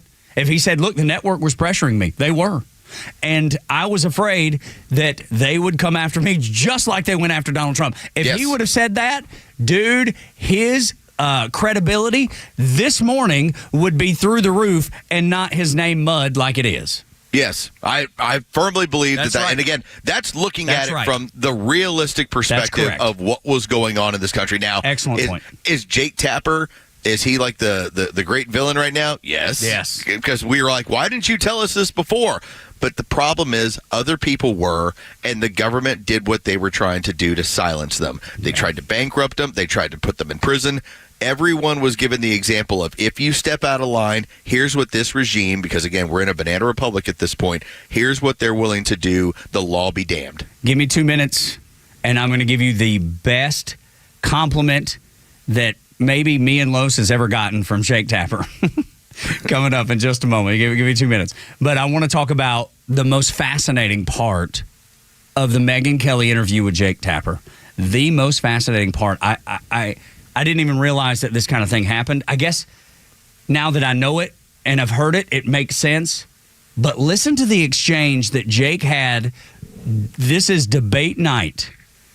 He's talking to Dana Bash via iPad. I didn't even know they did this. Listen to this. Get to the text that you sent to your control room and the correspondence between you and Dana. So we have iPads, because you can't communicate, obviously, talking to your control room during a debate. We have iPads where you can write on them. And I recommend it if you don't have one, by the way. It's fantastic. And I wrote, because I had no idea who was back there, so I tried to keep it clean. I wrote, holy smokes. Now, what I was thinking was, holy fuck. I mean, it was just shocking. Dude, I mean, he was like, oh, my Lord. How in the world? How in the world is this happening in front of my eyes? And we're going back and forth about the fact that Joe Biden is melting down on national television, and this is going to be the end of his political career, and it was.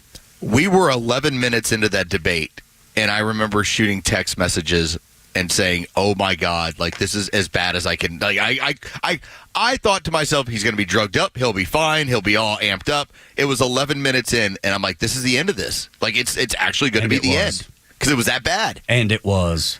And they were texting back and forth.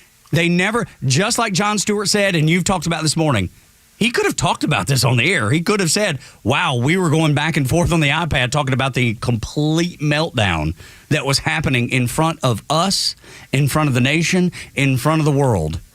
And yet he sat on it. That way he could sell some books. Well, that night you had a choice. And there were journalists people that pretend to be journalists, people that comment about politics in general on the news sites, and some of them were talking about how it wasn't a great performance, and he looked bewildered. Well, and it looked, but that was the MSNBC line. He had a cold. It's like you could have gone with one of two things. He had a cold. You're trying to give him some cover, or you said that wasn't good, and that was the choice you had. There was no way to spin what ends up being the greatest failure in debate history. Oh, dude, unbelievable. They were texting back and forth with each other about how disastrous this was. I couldn't wrap my head when I was hearing him saying it. I was like, wow, he knew the entire time, and he's just now reporting the news in his book just now. I want you to hear, though, the compliment that we got. Los, we got a compliment. Okay, I'll take a compliment. Out of Jake Tapper, we got a compliment. Is he going to throw out another curse word? No, not quite yet. Hopefully not this time. Listen to this compliment we got, though. But yeah, I remember that moment, and I remember that moment, the glitch at the immigration event, and not getting much attention outside of conservative media at all. And Alex and I are here to say that conservative media was right, and conservative media was correct, and that there should be a lot of soul searching, not just among me, but among the legacy media to begin with, all of us, for how this was covered or not covered sufficiently. 100%. 100%. So, I'm not here to defend coverage that I've already acknowledged I wish I could do differently. Yeah, 100%. Conservative media was right. I am not the media. And by the way, we're not even, when they lump us all together and say, well, it's a conservative media. No, we're just the media at this point. That's because right. You're not. Yeah. You're propagandists. We're the ones who actually are talking about what each side is doing and talking truthfully about this. The media, the legacy media, y'all might as well be known as the state-funded media, That's right. the state-supported media. The rest of us that are actually telling the truth, we're the media. It's not conservative media. No, it's just the people that are actually interested in truth. That's exactly right. And on top of that, though, I want to point out that we call out Donald Trump when he needs to be called out, and we'll continue to call him out. And when Republicans do the wrong thing, which they do with regularity, when they don't have the spine to lead, when they have control of the entire government and they stumble and fumble on the 1 yard line, we're going to continue to call them out too. Because we do care about truth. Truth matters. That has been my mantra for 3 years. The truth matters. And we're going to tell the truth the best we can. From the perspective that we have and the information that we have, we are going to tell the truth. Good, bad, or indifferent. I'm not here to be Donald Trump's cheerleader. Am I glad that he's doing a great job? You daggum right I am. Do I think it's better for America? Yes, I do. But if he fumbles, I'm going to say, look, I don't think Donald Trump got it right here. And I'll tell you why. We're here for America. We're not here for any politician. We're here for the folks that live in Atlanta. We're here for the folks that live in Georgia, the folks that live in the United States of America first. That's what we care about. 7 o'clock hour brought to you by Van Sant Law Group. If you're in an accident, make the right call. VanSantLaw.com. Marco Rubio found out he is right over the target and tells a Connecticut senator as much. Next on Extra 106.3. The Morning Extra, Neil Bortz, and The Kimmer Show are all online for you anytime at thepodcastpark.com. Plus all of Extra's exclusive podcasts like Ben Burnett, Janelle King, and so much more. All at thepodcastpark.com. Presented by Associated Credit Union. Hey, this is Matt from East Cobb. So ATL Turf Co. did an amazing job. Hey, it's Los. Let's talk about True Prep, truprep.com. Or if you just want to go to the store, you can always do that right off of Cobb Parkway in Marietta. Here's the thing about True Prep and when it comes to prepping. Yeah, some people will look at you and be like, what do you mean? Are you a prepper? There's nothing wrong with being prepared for whatever could possibly happen. Obviously, we dealt with a bunch of crazy storms last night. 2 weeks ago, it was an earthquake, okay? Like, weird stuff happens. That's why I'm big into freeze-dried food and water filtration. You can go over to True Prep, and they can get you hooked up. Maybe you're a little bit intimidated. You're like, I'm not really sure about this sort of stuff. They're one of the best places in the country. You walk in the door and just say, listen, I don't have any preparedness. How do I start? They can start helping you with having some supplies. It's better to need and not have than to have and not need, okay? Like that's the way I've always seen it. Maybe it's the other way around. Actually, so that's always the point. I want to make sure that when I'm in a weird scenario, I'm ready to go if anything happens. By the way, and for those of you, when we talked about the Glock pistol sale, thank you. Y'all went ahead and scooped almost every single one of them up. I know there was one left yesterday. Probably it's already off the shelves, so thank you. And True Prep thanks you as well. All right, what do? Head on over to the store right there, Cobb Parkway in Marietta, or go to trueprep.com. That's truprep.com. Prepare today for a worry-free tomorrow. Hey, this is Matt from East Cobb. So ATL Turf Co. did an amazing job with our backyard transformation. They basically created a miniature golf hole.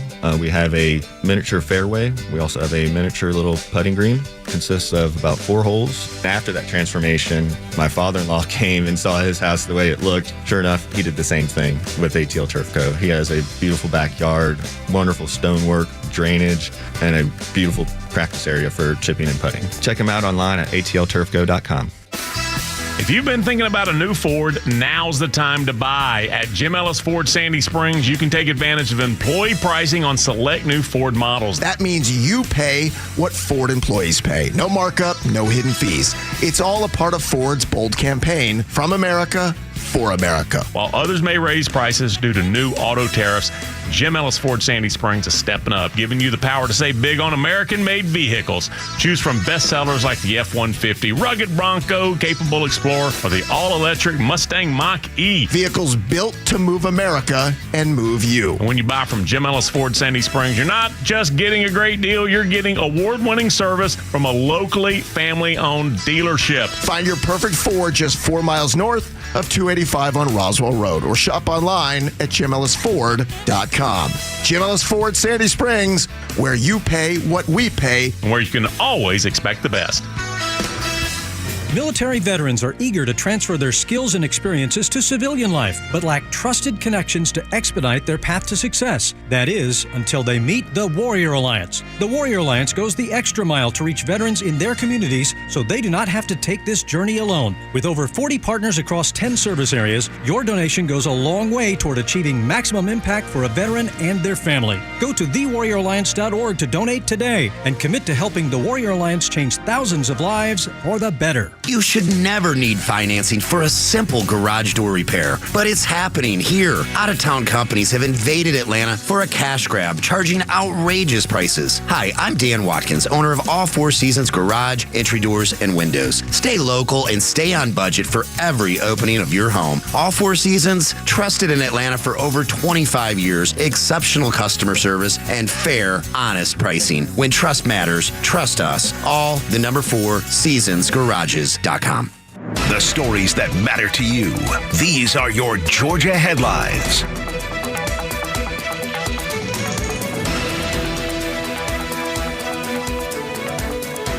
Here are your Georgia headlines for Wednesday, May 21st. Cleanup is underway after heavy storms overnight. Georgia Power reported over 15,000 power outages in North Georgia with branches and trees down. Crews are working to restore power throughout the day. Former Atlanta Mayor Keisha Lance Bottoms officially declared her intentions to run for governor of Georgia. She will face off against State Senator Jason Estevez in the Democratic primary. Georgia Attorney General Chris Carr is the sole Republican running so far. A Venezuelan gang member wanted for murder in his home country was arrested by ICE in Gwinnett County. Officials say he is part of the notorious Tren de Aragua gang and will likely be deported. And today marks the first day of Memorial Day travel. 2.6 million travelers are expected to pass through Hartsfield-Jackson Airport this week. Today's weather, mostly sunny today with temperatures slightly cooler in the low 80s. With your headlines, I'm Jerry Payne. Tug and Los until 10. So I made a comment about Megyn Kelly being just absolutely stunning, and she is. But You're not lying. But yeah, there's nothing faulty about what I've said. Let me get this straight. She is brilliant. She's a former attorney, and she's gorgeous, and she can basically cut your heart out with a spoon. That's right. You've described her so well. I don't think there's any red-blooded American male that would go, nope, she's not for me. Nope, not interested in her. No, thank you. But then it made me flash back to my high school days, back at Southeast Whitfield High School, Northwest Georgia, Dalton, which also shows up on U.S. News and World Report's best cities in America to live in. Hold up. Before you jump into that, did you have your own Megyn Kelly in high school? Well, kind of. Did every high school have one? No. I don't think anybody had a Megyn Kelly, but I had a Kathy Ireland. Oh, and her poster was on the wall. She was at that time at least. She was the Megyn Kelly for me, right? She was the just smoking hot swimsuit model. Still have you seen her lately? Yeah. Stunning. Yeah, absolutely stunning. She doesn't look like she's plastic, like Nicole Kidman. Holy smokes, she doesn't look human anymore. and I have no ill will toward Nicole Kidman. She just has had some. Kathy Ireland always was like the natural beauty. That was her deal with Sports Illustrated. Yes. As it turns out, that didn't go away. Girl next door. So I see this tweet from Kathy Ireland, and I'm like, here we go. Let's see what Kathy's got to say. You know what Kathy's got to say? Rejoice in the Lord. Always. I will always say rejoice. Philippians 4:4. I'm lusting after the woman, and she's quoting Bible scripture. That's my morning. Say we said girl next door. That's right. And she has a beautiful post about just the extraordinary designer that God is, and just how beautiful the world is, and all the not only is she stunning, and yes, she was a swimsuit model and posters. Every dude that's my age had posters of Kathy Ireland on the wall somewhere, or someone like her. And here she is, still to this day stunning and quoting Bible scripture. Makes me like her that much more, to be honest. Completely honest. Makes me like her that much more. But here I was, ready to talk about Kathy Ireland, and she's quoting Bible scripture. Yeah, she decided to give a little curveball. I failed this morning. Kathy Ireland, she's winning this morning. I mean, she was part of that. If there was such a thing as the supermodel trend that really came out of the 80s, you could be world renowned and make crazy amounts of money as the supermodel. I mean, Gisele Bündchen was making $60 million a year at one point. She was looking at Tom Brady and hey, Tom, why don't you pick it up a notch? That's right. Dude, these Super Bowls are not paying the bills, sir. These Super Bowls are not paying the bills. I got $60 million coming in. What are you at, 25? Yes, exactly. She's making him feel bad. He's one of the most famous athletes in all the world. He plays football for a living. He plays a child's game that we all love to watch. Plays a child's game, makes $25 million a year doing it. And she's like, dude, I don't know how we're supposed to pay the bills on this putrid salary, this weak salary that you have. I found something interesting about Kathy Ireland. Please do tell. So she created her own brand in the early 90s. Okay. It was a brand licensing company. Okay. What that ended up doing is creating a little bit of wealth for her. It's actually the brand, one of the offshoots is Kathy Ireland Worldwide. She is reportedly worth $420 million. In 2021 alone, her company generated over $3 billion in sales. Well, no wonder she's smiling and this picture's so big. No wonder everything's good. No doubt. Philippians 4:4 is the verse she's quoting this morning if you want it. But I see pictures like somebody... it's Rufus Sparspala, whatever it is. A dude just said, I used to have the biggest crush on Kathy Ireland, like everybody else did. And it says, she's still amazing. You think, Rufus? You think? Rufus is, like Jake Tapper this morning. He's like, all of a sudden, he's just picked up on it. Yeah, you think? Jake, you're right. Joe Biden was slipping, and you knew it the whole time. Yes, Rufus, Kathy Ireland is stunning. She still is. Yes, way to wake up this Wednesday morning. I'm actually trying to now look into the net worth of every single one of those models from back in the day. And, dude, no one's Kathy. No, but I would imagine, if I had to guess, that Cindy Crawford is probably doing pretty well because she's got the clothing line or the furniture line. But was she ever a swimsuit model? Yeah, like obviously Cindy she was. Yeah, I mean, obviously so. she was the it girl. Like when Pepsi launched their entire the cola wars were going on, and they decided let's go get Cindy Crawford. That was. It was like earth shaking. Remember her Super Bowl ad before the era of TiVo was like one of the most things that people paused and rewound on their VHS to put it back on. Yeah, no doubt. Yeah, I mean, just do a quick Google search for Cindy Crawford swimsuit poster, and you'll recognize specifically. There's the one where it's like a one piece that only she could pull off. And it's you'll recognize the picture. She's got like a denim jacket thrown over her shoulders. Yeah, Cindy, she was everything to everybody, but that Pepsi thing that you're talking about is what blew the lid off of it. And see, the one that is maybe my age bracket, I'm about 10 years younger than you guys. Brooke Burke had one. Yeah, she was that poster was definitely up and, had it on the wall. So Vendela is worth $6 million. Now, she had the cover a couple of different times in Sports Illustrated Swimsuit Edition. $6 million versus $420 million. Just goodness. Again, and nothing wrong with $6 million. No. Nothing wrong with $1 million. Nothing wrong with $2 million. But that's like Stacey Williams. I think she's worth like $2 million. That's awesome. Yeah, it's not $420 million. Yeah, there's very few that have pulled it off like Kathy Ireland. Marco Rubio is. I've always liked him, but lately there's been a different Marco Rubio. A guy that has come out of his shell a little bit, maybe. I don't know how you describe it, but he's doing the job that I voted for him to do, and for him to be put in a position of authority like he has at the State Department. So when he was questioned by Van Hollen, I thought this is the viral moment that I've been waiting for Marco Rubio, because he said everything he says is always spot on, but this one was so succinct, it was so to the point, and it was so correct. Los, he's so fast on his feet. Again, if you missed the opening hour, we talked about how so many in the administration for Donald Trump have TV experience. They're able to think on their feet and then articulate the message very quickly. So when Senator Van Hollen is looking to score some points, they're like, I've got him in a hearing and I'm going to score some points. I'm going to make Marco Rubio look bad. Remember, while Van Hollen is a sitting senator, Marco Rubio has done that job, and by the way, has run for president as well. Take a listen to, as Van Hollen tries to catch him, Rubio just dances all over him. In the case of El Salvador, absolutely. Absolutely. We deported gang members, including the one you had a margarita with. And that guy is a human trafficker, and that guy is a gangbanger, and the evidence is going to be clear in the days to come. You're going to see who you went to Senator, I'm sorry, please, Mr. Chairman. Secretary Rubio has the floor. Mr. Chairman, he can't make unsubstantiated comments like that. Secretary Rubio has the floor. You had your time. Rubio should take that testimony to the federal court of the United States, because he hasn't done it under oath. Here's another point, okay? There is a division in our government between the federal branch and the judicial branch. No judge and the judicial branch cannot tell me or the president how to conduct foreign policy. Dude, just kills him. It's a murder right on TV. Somebody needs to go arrest that man. And I'll say this about Marco Rubio. The man had his brand, whatever it is, that took a massive hit in 2016.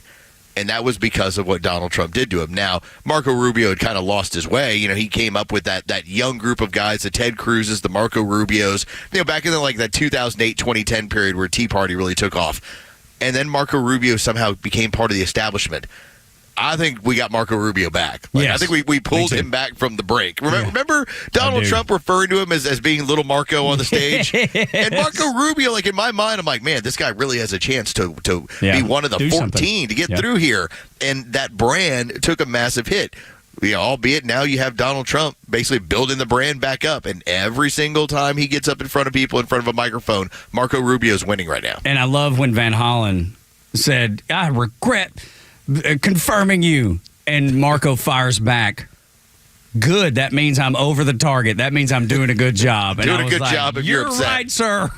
I'm doing a good job. That was the other thing too, there was a portion that during that hearing where you had someone who tried to question the amount of immigrants that were seeking asylum in this country from South Africa.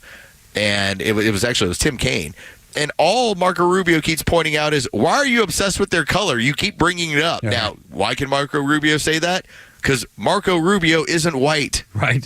He's got the hall pass, man. You brought it up yesterday or the day before. That's right. In your own situation. You get to have the pass. You get to point out to white guys, especially sitting old white senators, why are you so consumed with race? It seems odd. I'm not. It seems odd that you're so fixated on this. But, these people that Marco is able to pick up and put down, these people are going to El Salvador and having margaritas with MS-13 gang members. And you heard Marco bring that up, and Van Hollen's, well, that's not true. Okay, well, a judge said it. 2 judges said it's true. He said he couldn't be deported. His reason for being able to stay in the United States was that he was fearful when he went home the rival gang was going to kill him. You're trying to tell me that this man is not a gang member after he said a rival gang is going to kill him. What kind of logic is that? Who's buying that? Who's buying Van Hollen's line of BS? I don't know how you say that with a straight face, man. I think I would recalculate and be like, hang on, can I get a timeout here? Can I rescind my my minutes and then get them back? I got to recalibrate here. So we've seen this up close. We've had congressmen who have come through our facilities, and they always have a staff, and that's always part of it. And the staff's job, in part, is to prep them for whatever may happen, what questions they might get, what could possibly come up, what kind of crazy screwballs that might come their way, and how to deal with it. How did Van Hollen and a lot of those sitting senators actually go down some of these roads where they were wildly unprepared? Like, how did you not know that the 2 courts have found that your Maryland dad, your Maryland man, is a gang member? Well, there's that, Los. It's either that these staffers completely buy the narrative. Like they watch CNN and say, okay. I think there's a part that I think that's a big part of it. It has to be. It has to be, because why else would you not alert you, even if you're on the other side, would you not alert the guy that, hey, there's a big pitfall coming. They're going to ask you about X, Y, and Z. You need to be prepared for it. It's because they all believe it. They all believe that Maryland man is Maryland man and not an MS-13 gangbanger that was caught in Tennessee trafficking 8 people. Yes, and that the Biden administration then went, okay, turn him loose. Let it go. There's something, too, and we had the story about after the election, there were members of the Biden administration, as far as their staff, that were shocked. They were like, we're supposed to win Iowa. Did you really actually take a pollster who has been so wrong, that had her final poll that was off by 16 points in a particular state, and you thought to yourself, we're going to win Iowa? Have you ever been to Iowa? You're never going to win Iowa. I've been to Iowa. There's no way in hell you'll ever win Iowa with Democrat politics. Not a chance. Those are salt of the earth, middle America, hard-working folks. Dude, the bars and restaurants close at 8 o'clock on a Friday. Yeah. And you think you're going to win Iowa? And I grew up in Dalton, Georgia, where the same things happen. We didn't even have bars, so that was the thing. But all the restaurants would close by 8 o'clock on Friday, and nothing was ever open on Sunday because we're all at church. Now, they would open sometimes, like the meet and threes to get the church crowd afterwards. We'd go to Kurt's Restaurant right off the North Bypass in Dalton, Georgia, to get some fried chicken and some green beans after church. But they didn't open early, and if they opened at all, to your point exactly, they're so similar in that belief. Those hardworking folks, God and country is what they believe in, and Democrats and the DNC's platform is anything but God and country, Los. I am married to someone who tends to vote Democrat, and there's been a number of times over the course of our marriage where I've had to tell her when she is raring to go on something on a Sunday. I'm like, hey, you don't have to text them. Well, why is that? I'm like, they might be at church. They're probably at church. They never consider that sort of stuff. Yeah. Okay. They never consider that sort of stuff. It's a blind spot within them, and so they don't ever see stuff coming because of that. I always keep my ringer off anyway, so my phone don't make any noise, rings or dings. Or I don't want any of those things happening. but especially at church. To your point, is so good because I either leave my phone in the car because I don't want it to disturb me paying attention to the message that they're delivering at Perimeter Church in Johns Creek on Sunday morning, or I'll put it in my pocket. That way, and there's no notifications, and I don't get it out until church service is done. Like, that's the one place that I don't want to be disturbed ever. I want to be able to pay attention to the message. So I love your point there. Your illustration's right. They would never consider it because God and country is not what they do on the left. When we continue on Extra 106.3, if you attacked an ICE officer, you'd expect to be arrested, right? Democrats don't believe they should be. Boy, they wrong. Next on Extra 106.3.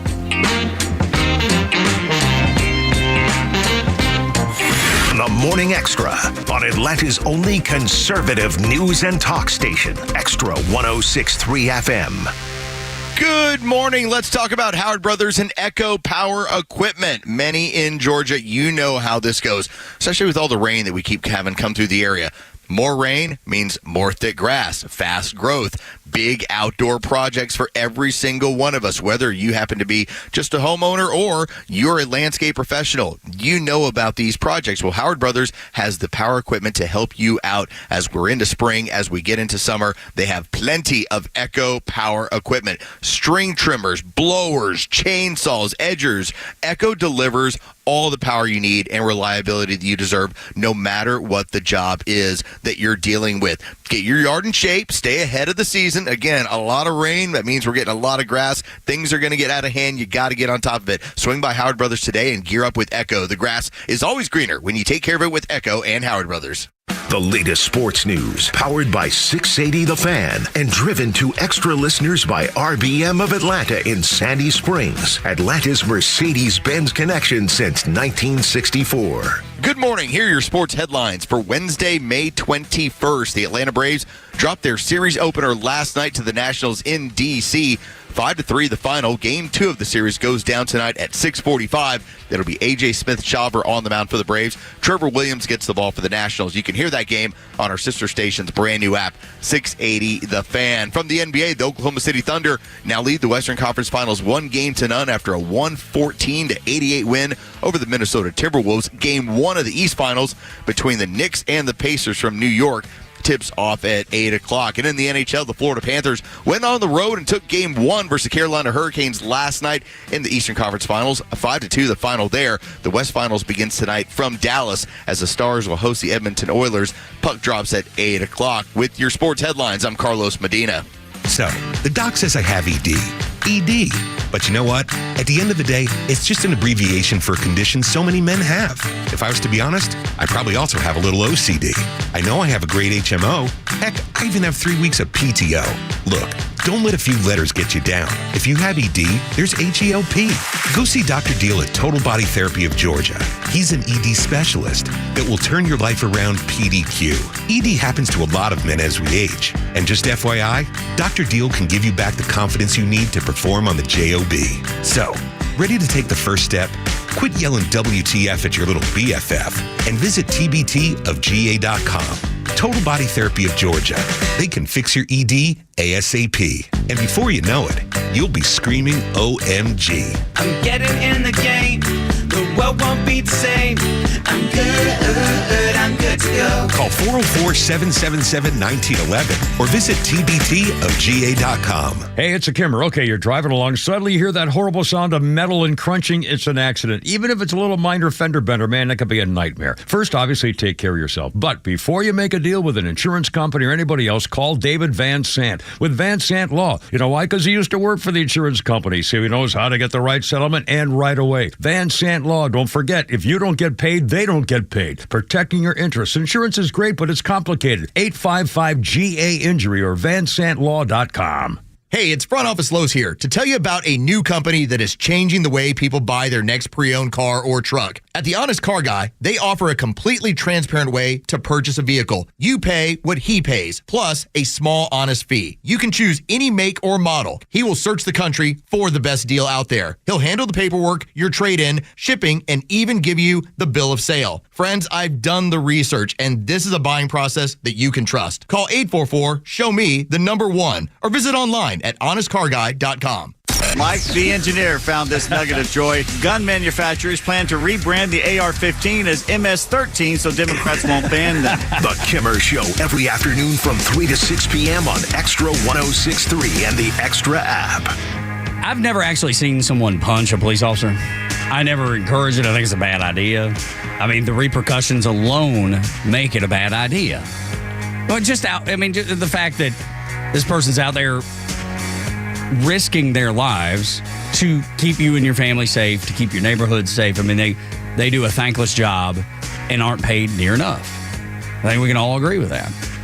But if you were to punch a police officer, then you would expect to be punished for it, unless you're a Democrat. And then you're like, what's the big deal? You're like, I'm justified. That's right. Do you not know? I have moral authority. I'm able to do things that other people can't. Allegedly insider trading, things like that. I don't know. I mean, there's all kinds of things that...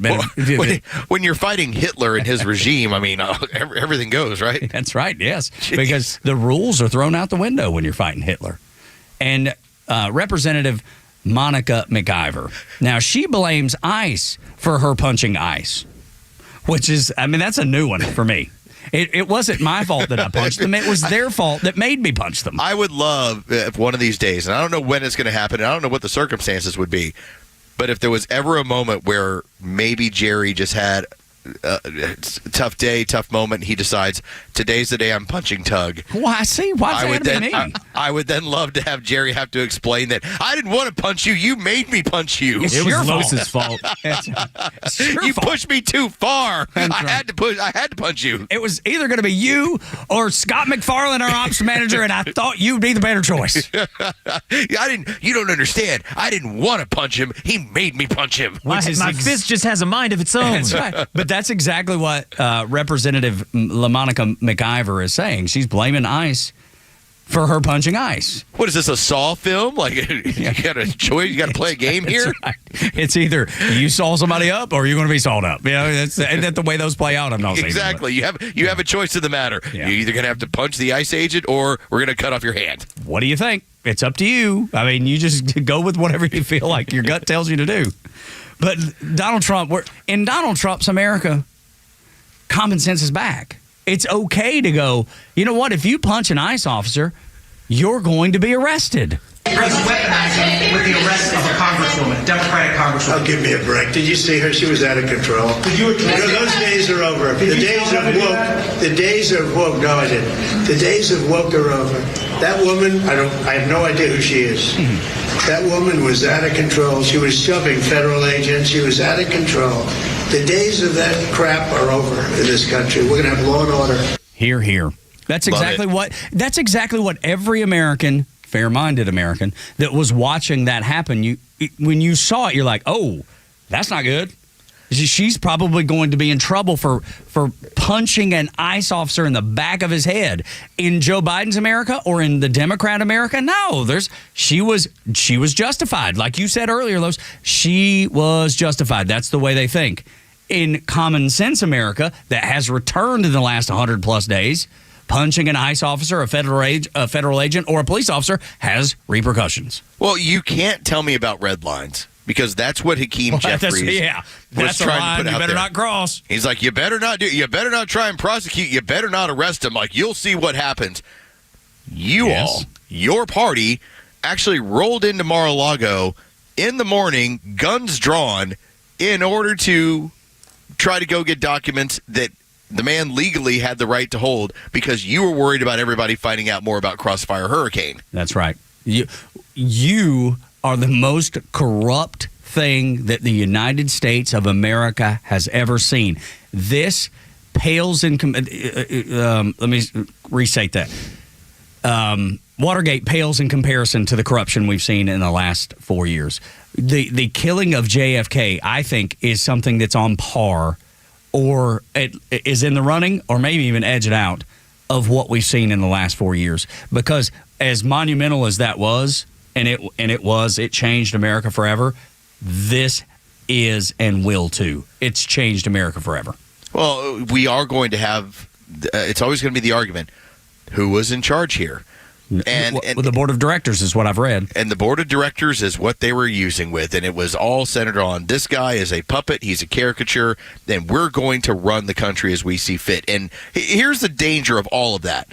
Because we've had, I still remember 2 years ago, maybe it was Liberal John, maybe it was somebody else who talked about like, well, I feel more comfortable, having a group of people running the country. And I said, the problem is there's no accountability. There's none. So if I'm going to flood the country with, let's say, 15 million illegals, typically if the president did that, they'd be voted out of office immediately, and he was. Right. All right, and so was his vice president when you tried to run her. But any president who's interested in preservation would never do it, which is why none of them ever have. That's right. It's even though they wanted to. But when you're nameless and faceless, that's right, you can. You're not worried about it. You're not worried right. about winning an election. No, because Joe Biden has dementia and cancer. Like, he's the guy to hang it on. As cynical as that sounds, that's what they were doing. They're like, it doesn't matter. How much time does he have left? We can hang it on him. It's not going to matter. And I wonder if this is true. And I think this is going to be the next evolution. There's so much to this that we're going to get to. The word was that what was probably going to be coming down is that those pardons weren't free. No, they're paid for. That those pardons were, if you want one of these on the way out with the auto pen, it's going to cost you. Now, that's the next evolution of this, because if you're going to auto pen 2,490 of these on the final day, I can't believe that they're all free. Dude, here's the other thing. Can I make a comparison there? The comparison I would make it is if somebody had dementia and they had, let's say they had a mint. They were just wildly wealthy. And their will originally said, this is going evenly to all of my kids. They have dementia, and then one day they change their will and completely leave out the kids. Somebody's going to challenge that in court and say, no, this person had dementia. They can't change their will that way. There would be a challenge. There would be people asking questions. Why would they change it while they had dementia and right before they passed? Something changed. Who instructed them to do that? And I bet a court would not allow that change to take place. And that's the same thing that we got with the Biden administration. If he signed any of them, was he capable of signing it? That's the comparison I see. Yeah, I think it's an apt comparison, given that if you're going to tell me that you were not able to continue to do, and that was the weird part too. He decided he wasn't going to be able to handle the job moving forward as president and was not going to run for president again, yet he was going to remain president. Yeah, that was another thing. And I know we talked about it. There weren't many other places. You're saying you dropped out of this race because you're not in a mental place, or you're not physically healthy enough to run for president again. But the remainder of the 6 months in office is just fine. That never made any sense to me. No, that feels like what is it they call it in the daytime TV terms, a negotiated settlement. Oh, get your negotiated settlement. That's It's right. like that's what it sounded like. It's like, let's negotiate a settlement here. Exactly. We're gonna make you a grip of money by auto pinning a whole bunch of pardons. We're gonna set you up now that that Hunter's gonna lose the access to all these people to make money off you that the laptop from hell told us.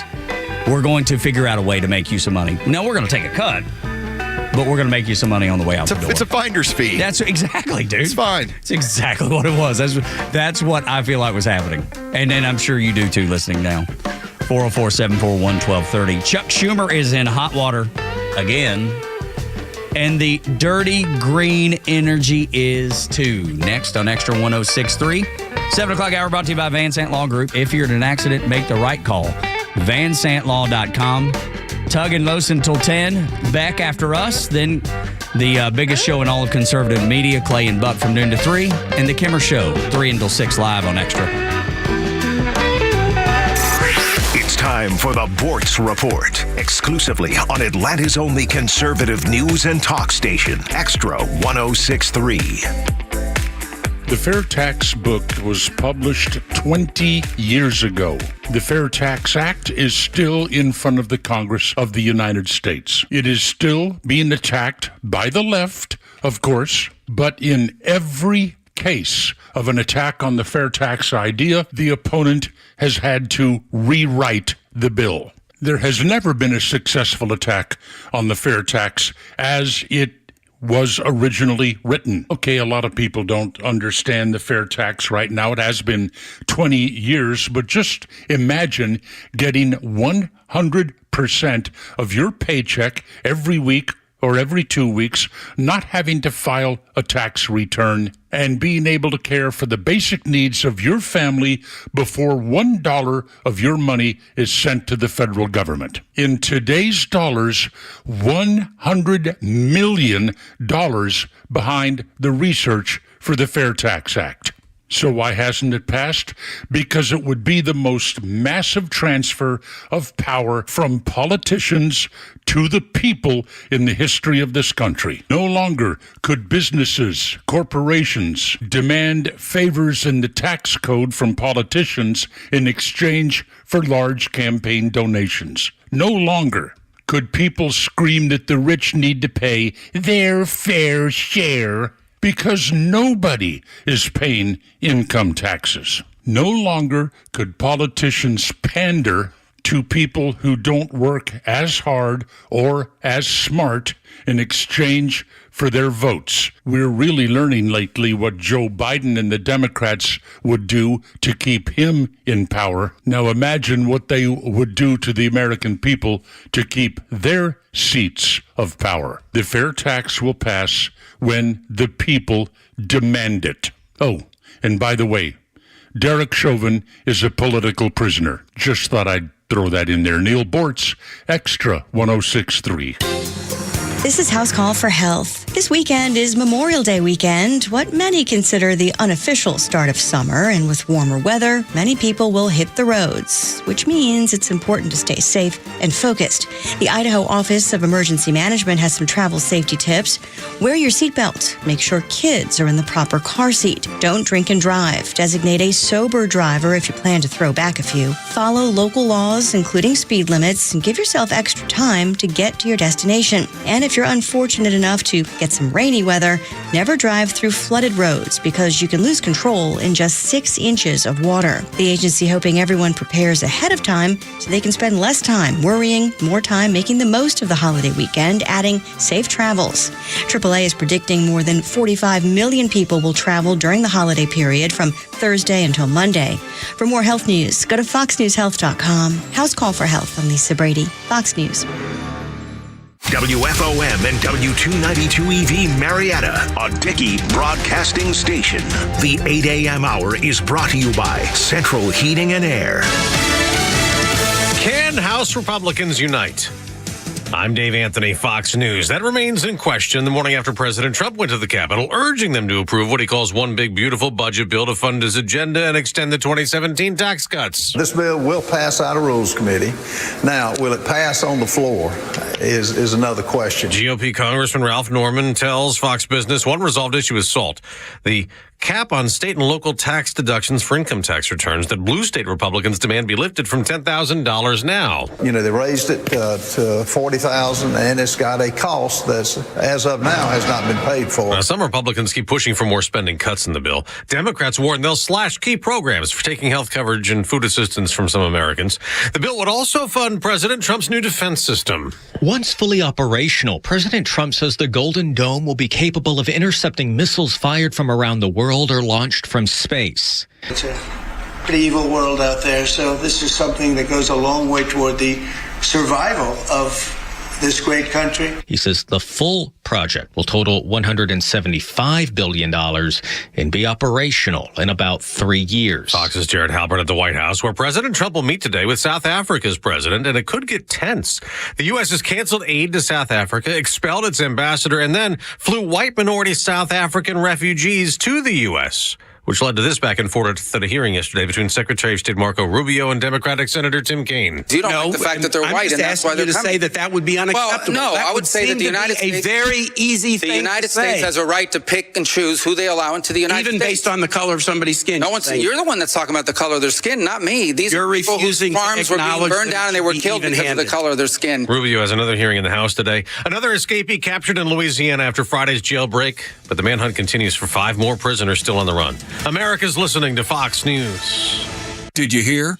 A recent stash of $10 gold Liberty coins from the 1800s has been found. These gorgeous gold coins are as bright and shiny as the day they were struck in the late 1800s, and less than 200 of these gold coins are available. Coin experts are calling this gold find an incredible opportunity. Call 1-800-973-9819, and you are guaranteed a $10 gold Liberty coin minted by the U.S. Mint in the 1800s. But with extremely limited availability, you must call now. These gold Liberty coins from the 1800s are still in uncirculated condition. That is history you can hold in your hand. To learn more, call 1-800-973-9819. Call now and you'll receive a free American Coin Collector's Bonus Package, a $40 value, free with every order. Call 1-800-973-9819 now to secure your $10 gold Liberty coins dated from the 1800s before they sell out. That's 1-800-973-9819.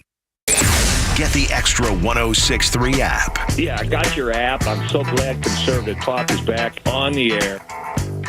I want to give you the Democrat Party in a nutshell with Chuck Schumer and the way that the Democrats are behaving. Listen to the way that Chuck Schumer talks about Donald Trump, and he's talking about the polling specifically. Americans are noticing. The polls show Trump has the lowest 100-day approval rating since they started polling 80 years ago, the lowest. Even worse, 72% of Americans think it's likely that Trump's handling of the economy will walk us directly into a recession. Yes.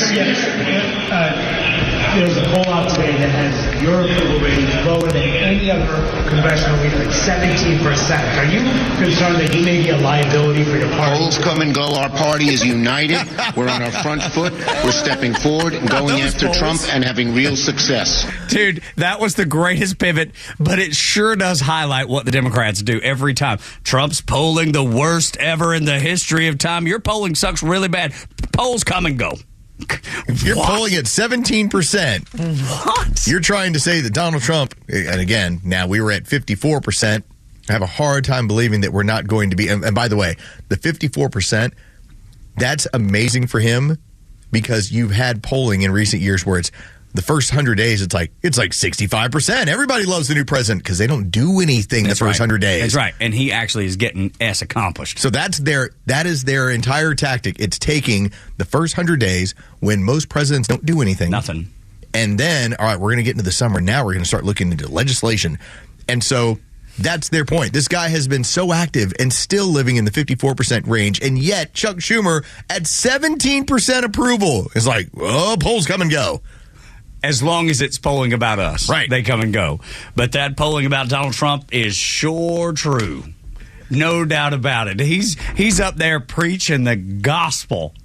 He is holding the good book in his hand, pointing and screaming. Alcohol's a sin. Well, preacher, I saw you have a beer last week. Not that sin. That's right. Lord said I could. That's right. He turned water into wine, don't you know? But that's the amazing thing. How much fun is it to basically stand up there?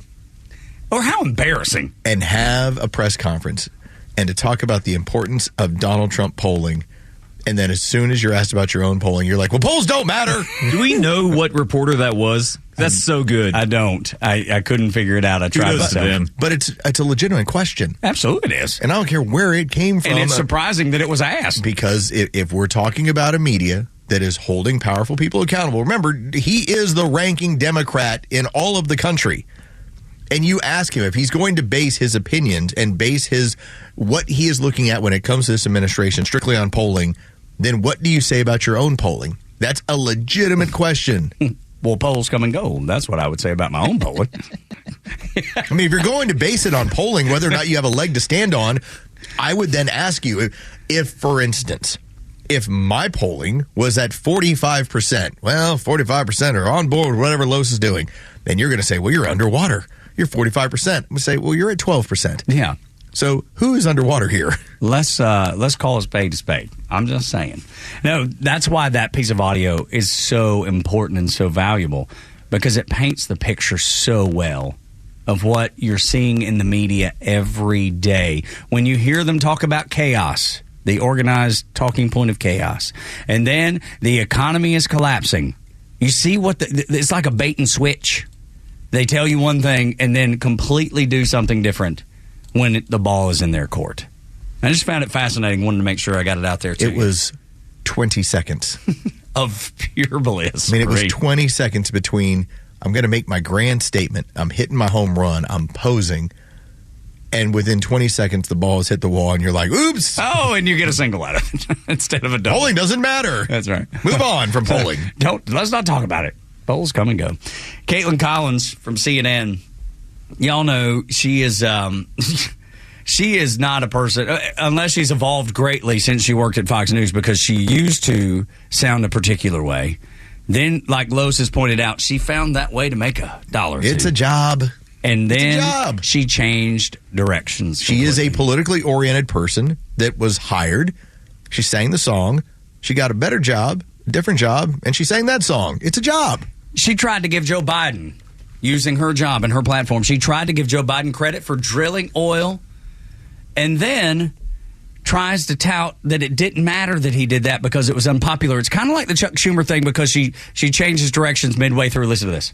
Yeah, we did see oil production at an all-time high under President Biden. He didn't tout it that often, but Secretary Burgum... Well, he did because of the permitting that happened under President Trump. I mean, the all-time record oil production under Biden was because of Trump. It was in spite of Biden. I was running a state that was a natural resources state, and we were fighting the federal government. The federal government wasn't even holding the legally required lease sales during the Biden administration. First president since Harry Truman was Biden that didn't hold those lease sales. So for them to take credit, that was all because... Well, they didn't take credit because it wasn't very popular with their voters. Secretary Burgum... Affordable electricity is popular with everyone, and America needs to make sure we don't lose the thing. I mean, take a look what's happening in Europe right now with the Biden administration policy so dangerously eroded baseload in favor of having unreliable intermittent sources. And so we're just fortunate that we're not where Europe is right now, and we don't want to go there. Germany spent $500 billion to go chase a green path, and they ended up with electricity that cost 3 times as much, and they're producing 20% less. Doug Burgum is who you heard from there, and he's so right. And he was the governor of North Dakota, so he knows exactly what he's talking about, being a energy-producing state. But it was interesting to me to see Caitlin Collins switch gears. Well, Joe Biden, he drilled more than anybody else. Well, nobody liked it. It wasn't popular. So in midstream, 2 cuts in a row from prominent Democrats doing the exact same thing. Caitlin Collins was the example of the civil war that's going on within the Democrat Party right now. That could not have been a more succinct example of, I'm going to put out the message in which I'm going to be elected on. Look at my energy production. Look what I did for this country. And then with her other tongue, she has to talk about how their voters don't like it. Out the other side of her mouth. And so you're having to play this game of, and unfortunately, or fortunately for us, they have to start with the primary game. And I believe this is the single biggest reason why you've had the last 3 elections, you've had somebody selected rather than elected through primary process. Because if you are going to tell the people on the left what you're going to do in order to be elected, in order to win a primary, there's going to be so much audio and tape of you'll never win a national. So instead, they just call it like a fight. Hey, we declared a winner. Wait a minute, we're in the second round, though. We're supposed to go 10 rounds. No, it's over. That's right. It's over. We know who's going to win already. It's not Bernie. Yeah. I know he's winning. I know he's got all the delegates. Hillary. That's right. It's Joe. Remember, they decided after Joe finished 5th, he was 5th in Iowa, and then ended up winning South Carolina because they cleared the field for him. They selected him. They know that they can't have people like Caitlin Collins. She's talking about what's going to win, but her own party won't care for it. This is the civil war going on. Having to talk out of both sides of her mouth. But it also shows you how instrumental the media is in manipulating the message. If she wasn't talking to Doug Burgum, maybe somebody that even a Republican that wouldn't understand or wouldn't have the background on why Joe Biden could tout that oil production because of what Donald Trump did leading in, right? But if it wasn't Doug Burgum, now Interior Secretary, who had that experience, he could combat her. Kate Kyle, she wasn't ready to have him respond that way. No, she was not ready to have a situation where, from an oil-producing state, him talking about, wait a minute, you're supposed to have leases routinely up for sale. That's part of our energy production, and the Biden administration said no. Remember, the Keystone Pipeline, with what ended up being an associated 48,000 jobs, was done on day one of his administration. They decided we're not doing it. I'm right there with Burgum.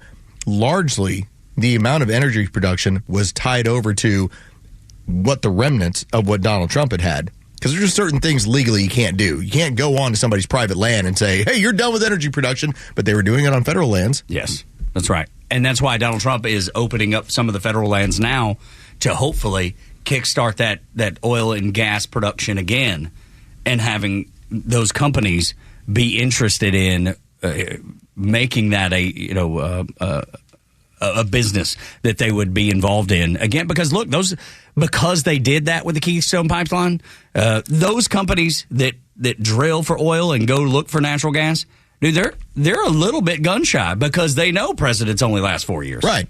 That's why when we talk about the upcoming legislation and codifying a lot of these moves, the big beautiful bill, these are the things that companies want to see. They want tax certainty, but they also want regulation certainty. And being able to forecast. That is a huge factor, especially when you're talking about energy development.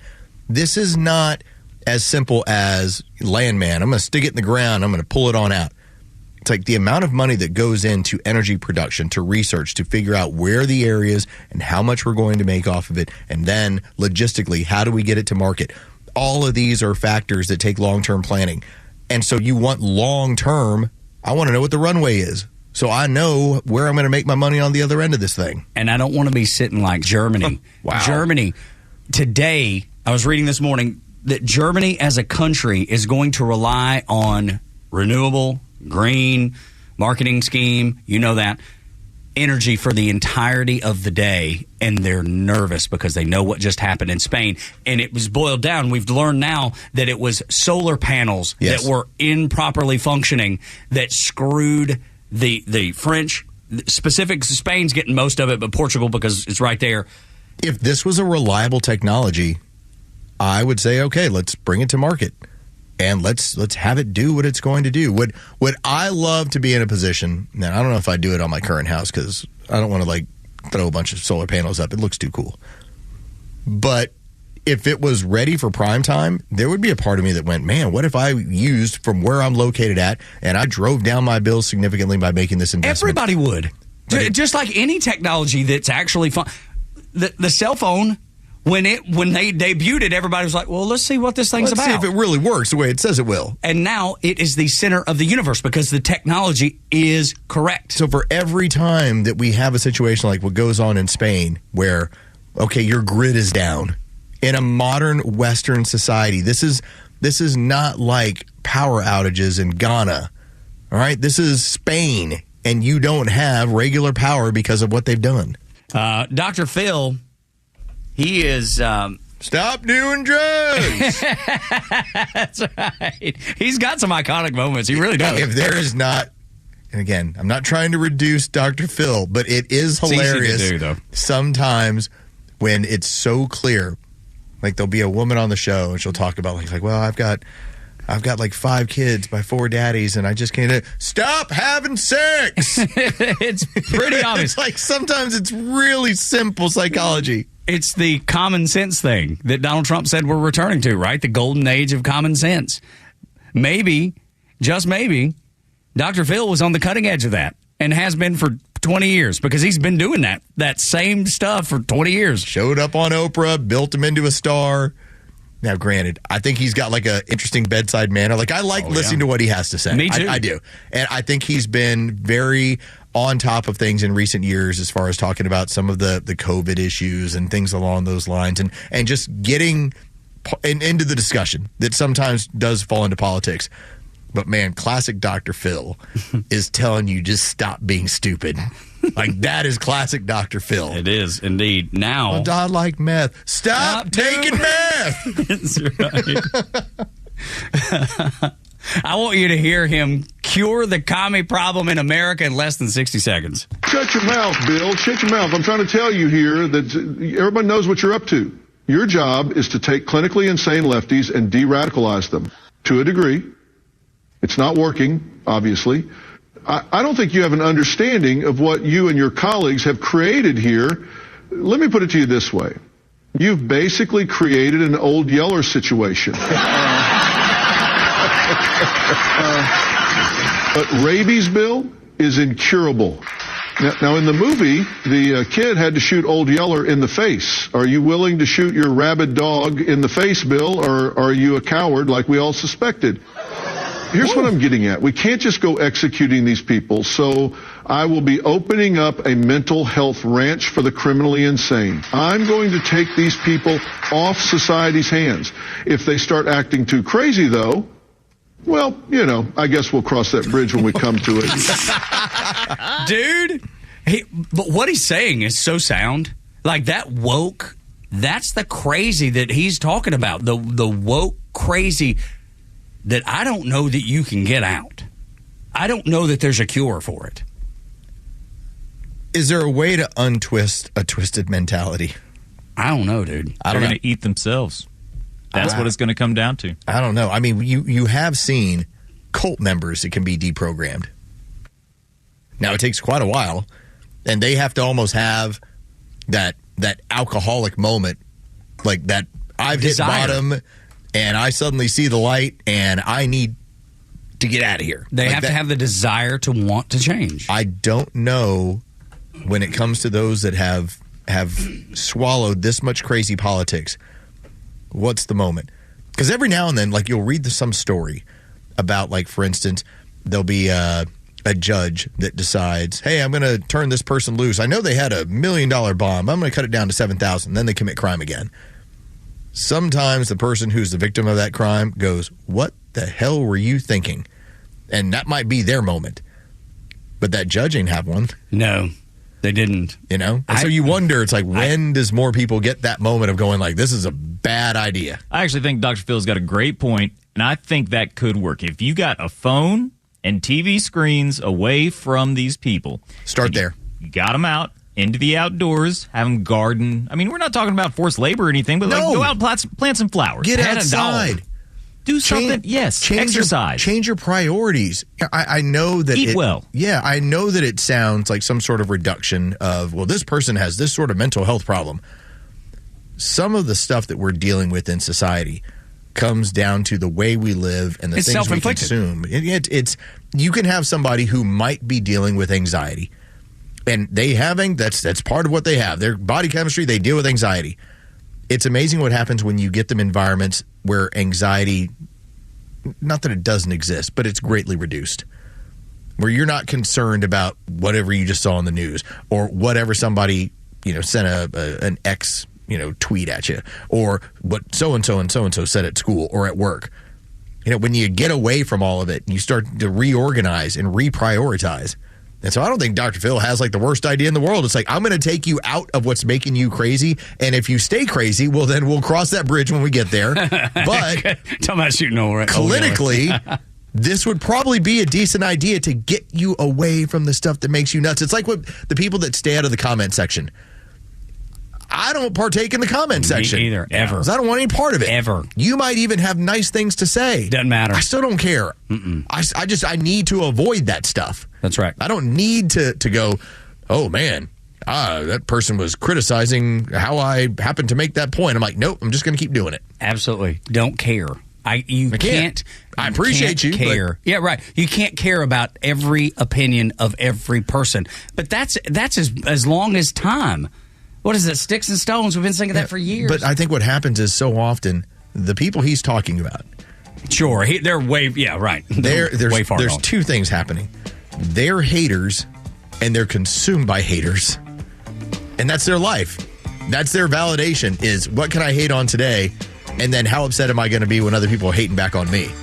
Like, don't get caught up in the haters. And that goes to the point of why conservatives are generally more happy than liberals. And on top of that, why Democrats will never win the normal male voter again. Because they can't talk to people like you and me. Talk about it next on Extra 106.3. Illegal border crossings are down 87%, and Army recruitment hits a 15-year high. So tell us again, what's wrong with America? Yeah, exactly. Get it right with Atlanta's only conservative voice, Extra 106.3 and the Extra app. Hey, this is Tom from The Honest Car Guy. We help you buy your next pre-owned car or truck honestly. We guarantee each vehicle we sell will come with a copy of the bill of sale, showing what we paid for it. You pay what we pay, plus an honest fee. Guaranteed. Honesty is the best policy, and we guarantee it. Finally, a pre-owned car and truck buying process that you can trust. Get an honest car buy from The Honest Car Guy. Call 844-SHOW-ME-1. That's 844-SHOW-ME-1, or visit honestcarguy.com. Hey, this is Matt from East Cobb. One of the issues that we've had when we first moved in was our dog in our backyard. It was extremely shaded, could never grow grass back there. ATL Turf Co. provided a pet-friendly turf, so it holds up to dogs. My dog likes to have friends over, so when they run around, chase balls, they can skid on it, they can slide on it. Nothing ever happens to it. The transformation of my backyard just looks amazing. We've referred ATL Turf Co. to all of our friends and family. Check them out online at atlturfco.com. Want the truth about shopping for new floors? Big box stores might have flooring departments, but Empire Today has flooring experts. There's a huge difference. At a big box store, you might be getting help from someone who's in flooring today, but was stocking toilets yesterday. With Empire, you'll work with a dedicated flooring expert. We bring the store to your home, help find the right floors for your lifestyle, and answer questions. All while you view hundreds of samples with your own furniture, decor, and lighting. You'll get an all-inclusive price estimate and can schedule installation as soon as the next day for in-stock styles. That's Empire's Home Floor Advantage, working with experts who specialize in one thing: flooring. For a limited time, use code RADIO to get $500 off your contract of $3,500 or more when you call or visit EmpireToday.com. That's $500 off with code RADIO. You know the number. 800-588-2300 Empire. Offer may not be applied to sales or combined with other coupons, discounts, or savings. Terms apply. If you're thinking about a new Cadillac, don't wait. Now's the time. Head to Jim Ellis Cadillac where the price is right now. Lock in your lowest price today before prices start to rise due to new tariffs. Right now, Jim Ellis Cadillac has more than 170 vehicles in stock, on the ground and ready to take home today. From the iconic Escalade and the sophisticated XT5 to the innovative electric Lyriq and the high-performance CT5, Jim Ellis Cadillac offers the models you know and love, along with the latest in luxury EVs. And if you're shopping pre-owned, you'll find a great selection of certified vehicles too, thoroughly inspected and ready to roll. But don't wait too long. Get yours today before prices go up and vehicle selection goes down. No pressure, no games, just a transparent, customer-first experience that makes buying easy. And after the sale, Jim Ellis Cadillac is still with you thanks to factory-trained technicians who will keep your Cadillac running strong. Luxury is waiting, but with prices set to change, now's the time to buy. Visit Jim Ellis Cadillac, conveniently located on Peachtree Boulevard, just inside the perimeter. Jim Ellis Cadillac, where you can always expect the best. The stories that matter to you. These are your Georgia headlines. Here are your Georgia headlines for Wednesday, May 21st. Cleanup is underway after heavy storms overnight. Georgia Power reported over 15,000 power outages in North Georgia with branches and trees down. Crews are working to restore power throughout the day. Former Atlanta Mayor Keisha Lance Bottoms officially declared her intentions to run for governor of Georgia. She will face off against State Senator Jason Estevez in the Democratic primary. Georgia Attorney General Chris Carr is the sole Republican running so far. A Venezuelan gang member wanted for murder in his home country was arrested by ICE in Gwinnett County. Officials say he is part of the notorious Tren de Aragua gang and will likely be deported. And today marks the first day of Memorial Day travel. 2.6 million travelers are expected to pass through Hartsfield-Jackson Airport this week. Today's weather, mostly sunny today with temperatures slightly cooler in the low 80s. With your headlines, I'm Jerry Payne. I consider myself a guy's guy. I like to hang out with dudes and go to ball games and I'm a terrible golfer, but I love going to play golf with Los. It's just fun. We have fun. We talk like dudes talk. Open up emotionally. Yeah, yeah, right.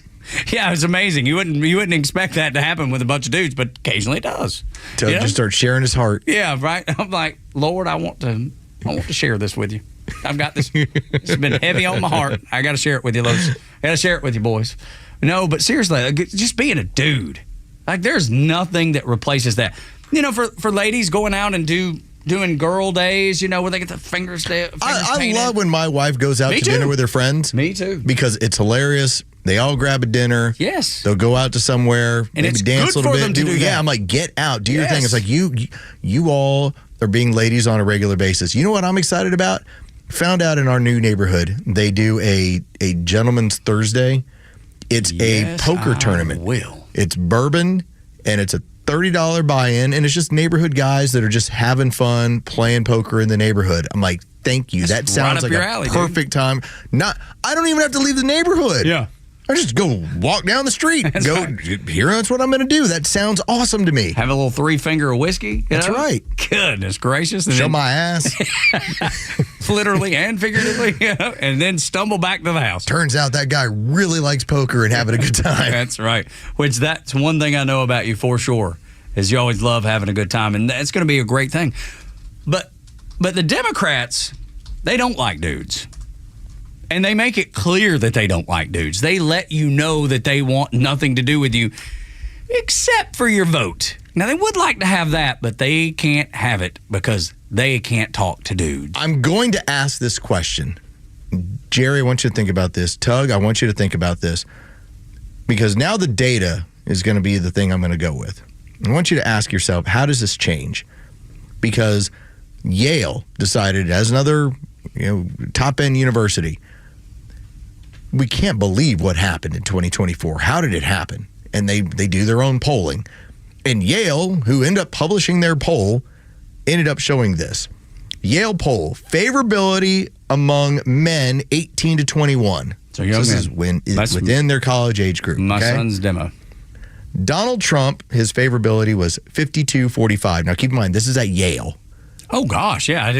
All right, this isn't at Auburn. Yeah. We're at Georgia. Where freedom of speech is embraced. Remember, this isn't where you have Charlie Kirk showing up, okay? This is Yale, and it's a +7. Wow. But here's the interesting part about that. Even Yale, Kamala Harris, 24-48, -48, with men 18 to 21 in their poll. All right, so here's my question. You can't win a national election with anyone like that. You can't march out any woman if that's the way things are. You are going to have a very difficult time getting dudes, or even people that don't even consider themselves dudes, just like, I'm a man and here's what this party doesn't represent me. And I started thinking, okay, how does that change? Does it change by the Trump administration suddenly going, you know what, I think the draft sounds like a great idea. Okay, maybe that changes it.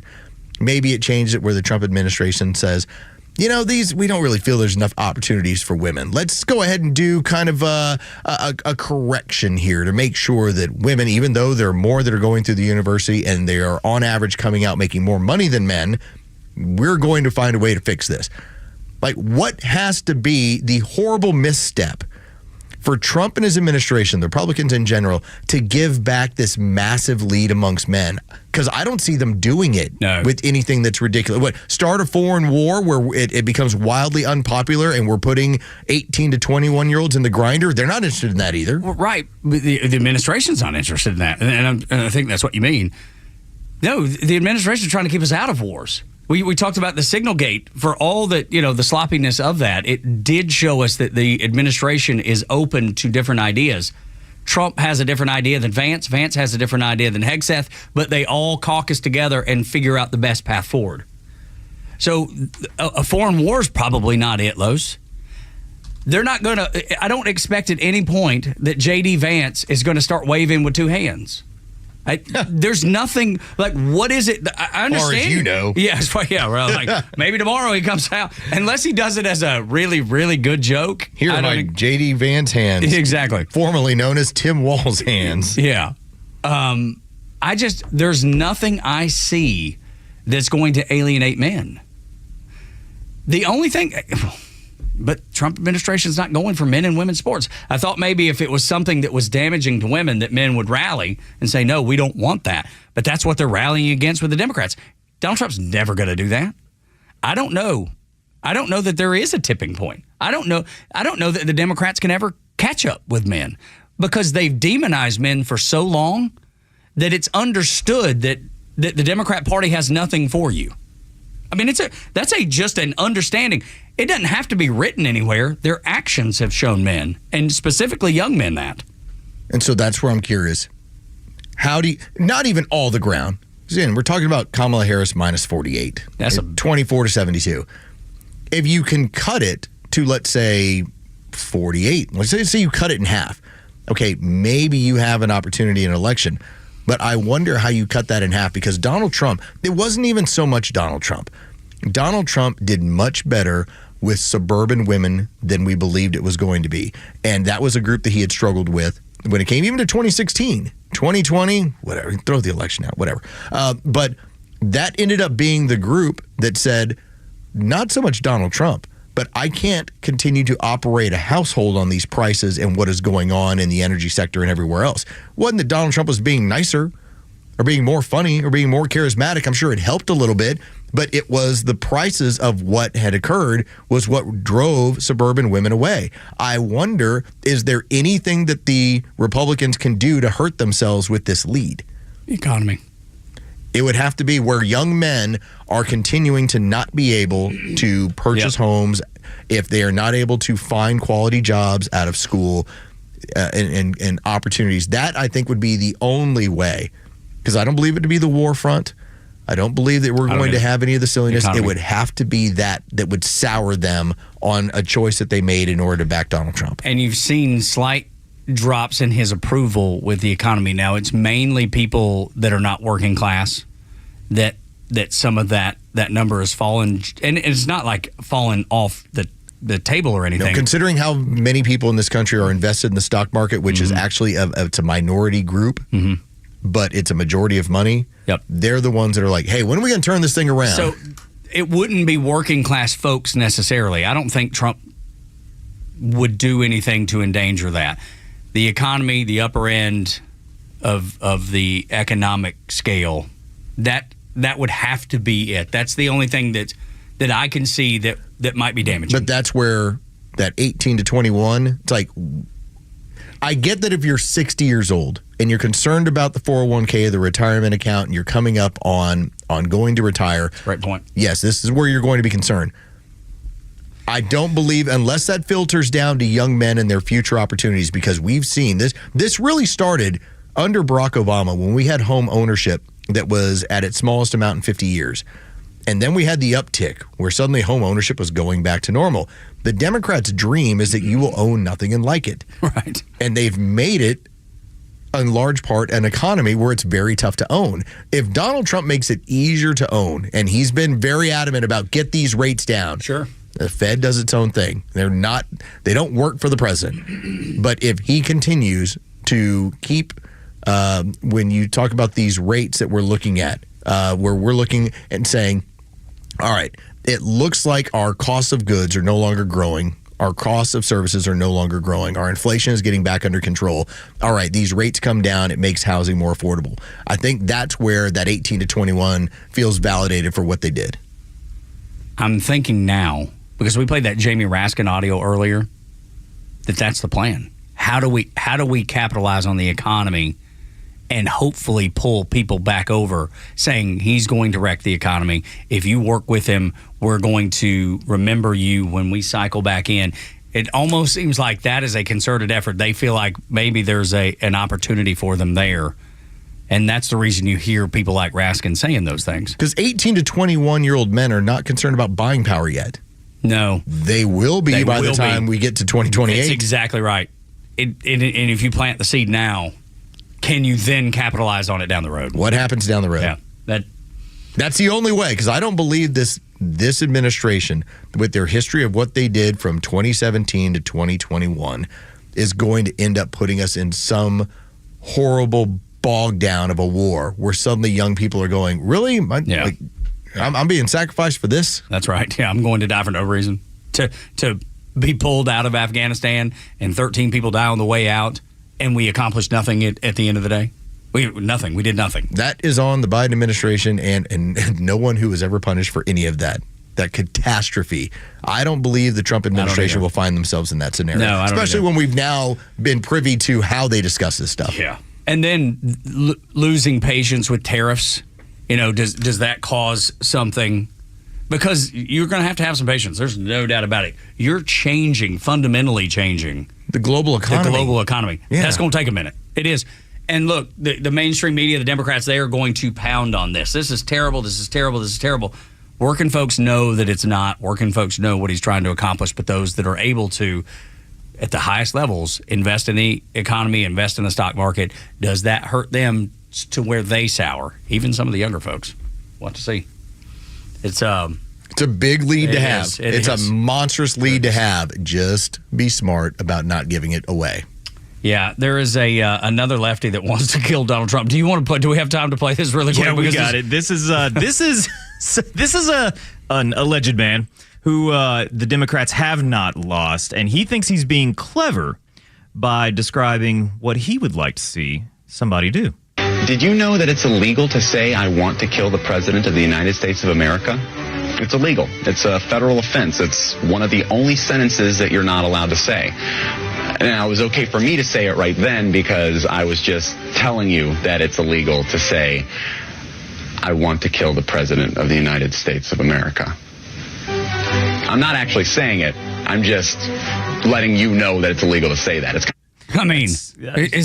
Is that the most obvious thing that Democrats, they are fine? We had the poll last week, 55% of Democrats, 55% say, yeah, I'm just fine with killing the president. And we keep seeing it pop up over and over and over. Dog whistles everywhere.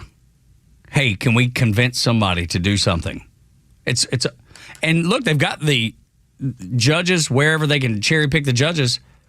I mean, if you get charged with something, move it to where move the crime, move the trial, all that into a district that has a judge that was appointed by Biden or Obama, and you'll walk. This is why they'll never get me back, because I like hanging with dudes too. That's the thing. That dude is not a dude. That dude, it's unbelievable and completely believable. At the very same time, those dog whistles that they say they're not out there. It's the right. It's y'all on the right that are so violent. White supremacy is the biggest threat to the United States. That's what Joe Biden said. Never believed it. And that what you just played there, Dre, is reason not to believe it. We're dudes, and we're glad that you're here if you're a dude, and if you're a lady. Surprisingly, many ladies are here, and we're glad that we sat down with a meeting last week. Official show of them ladies. Them ladies is loving the conservative content, and we're glad that you're here. 404-741-1230, ladies, if you got something on your mind. Donald Trump, he's laid it all out in a tweet. I guess it was a what is this called? It's a Truth Social. Truth Social. Post, that's it. That's right? Truth Social is what I was looking for. His social media platform. Whoever had control of the auto pen is looking to be a bigger and bigger scandal by the moment. Major part of real crime that the presidential election of 2020 was rigged and stolen. Millions and millions of people knew that. The radical left Democrats waged a campaign of inoculation and innocence like none that had ever been waged before. And then he goes, I'm going to read the whole thing. Oh, it's long. Dude, it is long.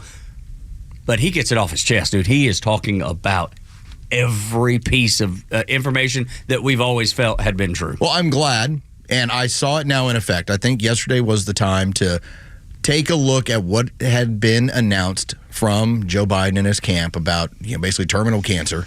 And then, you have the moment to kind of lament and be like, okay, that's a tough go. Here's what it is. But that shouldn't be the deflector.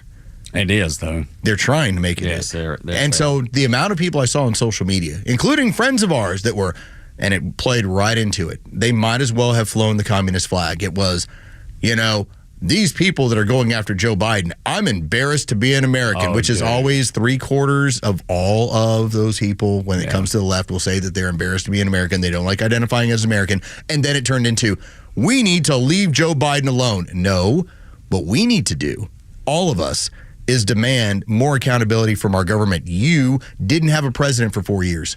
I saw those same posts, and it was all of my conservative counterparts. I'm embarrassed by you. I can't believe that you're calling out Joe Biden. Well, tough S. That's exactly right. You all ran a shadow government for 4 years. And not only that, because there wasn't any accountability, you actually went after your political rival like this was a banana republic, like some third world country. Like the sort of stuff you see in movies where you go, like in Commando, hey, look, this guy's trying to get back the government by killing the president. Except they were trying to kill him. Physically trying to kill him. They tried twice. It's unreal. And now people are like, yeah, just put that aside. Dude, I feel horrible for Joe Biden. It's terrible. I felt bad for him when it was just dementia. Right? Now it's cancer too. I feel terrible about those. That's terrible. It doesn't change what happened under his banner. The biggest scandal in the history of American politics, right in your face, right this week. And what they were hoping for, the other side, was maybe cancer will make it go away. Maybe we can pull at the heartstrings of these people. Brother, y'all did so much damage to this place over 4 or 5 years, and you blamed it on Tug and I. Y'all it's are the your extremists. fault, and we are coming after that ass. Dude, I'm telling you, Donald Trump, when he laid it all out in that post, I was like, thank you. Thank you. Thank you for not allowing this just to be pushed out of the public conversation because of a diagnosis, a very sad diagnosis. Yes, doesn't change what has happened. Just like if, I don't know, let's use their logic against them. Hitler, he had cancer. Man, let's just forget everything he did. Let's forget it. Oh, well. What? About that 50 million that were dead over World War II that he caused. We're not dead. Nobody would do that. Nobody. But Hitler was a baby at one time. Right, exactly. And had a mama. You going to kill baby Hitler? Yes, right. Yes, we would. Tug and Los. Until 10 on the Morning Extra, 404-741-1230 at Extra 1063 across the social media platforms. 8 o'clock hours brought to you by Central Heating and Air Conditioning, your Atlanta carrier expert. 770-GET-HEAT, centralheat.com. The best thing about working with Central Heating and Air Conditioning is that when you call them at 770-GET-HEAT, there's an actual person that answers the phone. There's not automation. There's not even a first layer of automation. That's the beauty. You're dealing with a local company. About 75 years now, second generation locally owned HVAC company in Atlanta, Central Heating and Air Conditioning. Tug and Los. And by the way, it's Fleet Week in the Navy. This year's the 250th anniversary of the United States Navy. If I could just go back and put my dress whites on, I'd be up there standing on the USS Intrepid, accepting every drink and having a big time. Let me tell you, Fleet Week in New York City, there is nothing like it. And I never got to experience it. But that's what's happening today up in the Big Apple in NYC. Go Navy. Beat Army. Anytime you can say it, I want to. Get your pencil and your notepad ready because you're about to learn something from Front Office Los. Next on Extra. The latest sports news, powered by 680 The Fan, and driven to Extra listeners by RBM of Atlanta in Sandy Springs, Atlanta's Mercedes-Benz connection since 1964. Good morning. Here are your sports headlines for Wednesday, May 21st. The Atlanta Braves dropped their series opener last night to the Nationals in D.C. 5-3 the final. Game 2 of the series goes down tonight at 6:45. That'll be A.J. Smith-Shawver on the mound for the Braves. Trevor Williams gets the ball for the Nationals. You can hear that game on our sister station's brand new app, 680 The Fan. From the NBA, the Oklahoma City Thunder now lead the Western Conference Finals 1-0 after a 114-88 win over the Minnesota Timberwolves. Game 1 of the East Finals between the Knicks and the Pacers from New York tips off at 8 o'clock. And in the NHL, the Florida Panthers went on the road and took Game 1 versus the Carolina Hurricanes last night in the Eastern Conference Finals. 5-2 the final there. The West Finals begins tonight from Dallas as the Stars will host the Edmonton Oilers. Puck drops at 8 o'clock. With your sports headlines, I'm Carlos Medina. The warm air, the beautiful weather, and the sounds of baseball. It's got you thinking about hitting the road. And no matter where your adventures take you, Subaru of Gwinnett has a vehicle to get you there safely and in style. like the 2025 Subaru Outback, which will take you as far as you want to explore with standard symmetrical all-wheel drive plus up to 32 miles per gallon. And if you're up for adventure, it'll get you off the beaten path with up to 9.5 inches of ground clearance, more than the Honda CR-V or Toyota RAV4, or the 2025 Subaru Forester, the SUV for all you love. It's the right-sized SUV for all the adventures ahead, with a spacious and comfortable interior for everyone you want to bring along. And no matter where adventure takes you, it starts on Satellite Boulevard in Duluth with the amazing staff at Subaru of Gwinnett. They'll help you find the Subaru that you'll love and be there every step of the way for everything you need. Start your shopping online at SubaruofGwinnett.com. There are nut jobs on the road. Who knows where they learn to drive? If one of them hits you, don't take care of it on your own. Call my friend David Van Sant, 855-GA-INJURY. Van Sant Law, one of Georgia's top-rated personal injury lawyers and car accident firms. Time is of the essence. Don't waste any. The longer you wait to get the right lawyer, the longer it takes to get the compensation you deserve. Call Van Sant Law today. The number is 855-GA-INJURY. VanSantLaw.com. The legend Neil Bortz is only on Extra 106.3. Hey, it's Pete, and here's what you missed from the Talkmaster. America had and has cancer. The cancer of big government. Donald Trump, Elon Musk, they are the chemotherapy that is going to kill this cancer. Catch Neil's commentary every day on Extra 106.3 or listen anytime on the Extra 106.3 app. Settle in and get comfortable, folks. It's story time with Uncle Los. Thank you, Jera. Yeah. Come on. Thank you, Angela. Thank you, Tug. You betcha, buddy. And thank you, America and Murica, both of you. You get all the thanks. I want to take you back to 2011 during the Obama administration when we had the street protest that all went across a lot of the Middle East. You had them in Tunisia. You had it in Bahrain, in Egypt, in Libya, in Syria. And these street protests were about going against the government. It's like, we need more freedoms. And this was recognized as the Arab Spring. February of 2011, street protests. Now, what happened in Iran, because they had the same things going, you had so many people across the spectrum in America saying, listen, the Iranians are willing to take on the mullahs. Like, how do we support them here? And Barack Obama and his administration chose to not get involved. They were the friends of the Iranians. We're sending them money. Here's what we're doing. Pallets of money, as a matter of fact. You want to build nuclear weapons? Have at it. It keeps us fair. You know what? You can be the balance to Israel in that area. That's the way that the Obama administration saw things. But because they had initially dropped the ball in the Arab Spring when things kicked up in Syria, well, we had to get involved. And we started a program called Timber Sycamore. Now, Timber Sycamore started in 2012, 2013. It was run by the CIA and USAID. And what was it? We're going to arm and train the Syrian rebels. Because, I mean, they've got a person who's running things there, and they're a bad person. Got to take care of Assad. We're going to align ourselves with these rebels.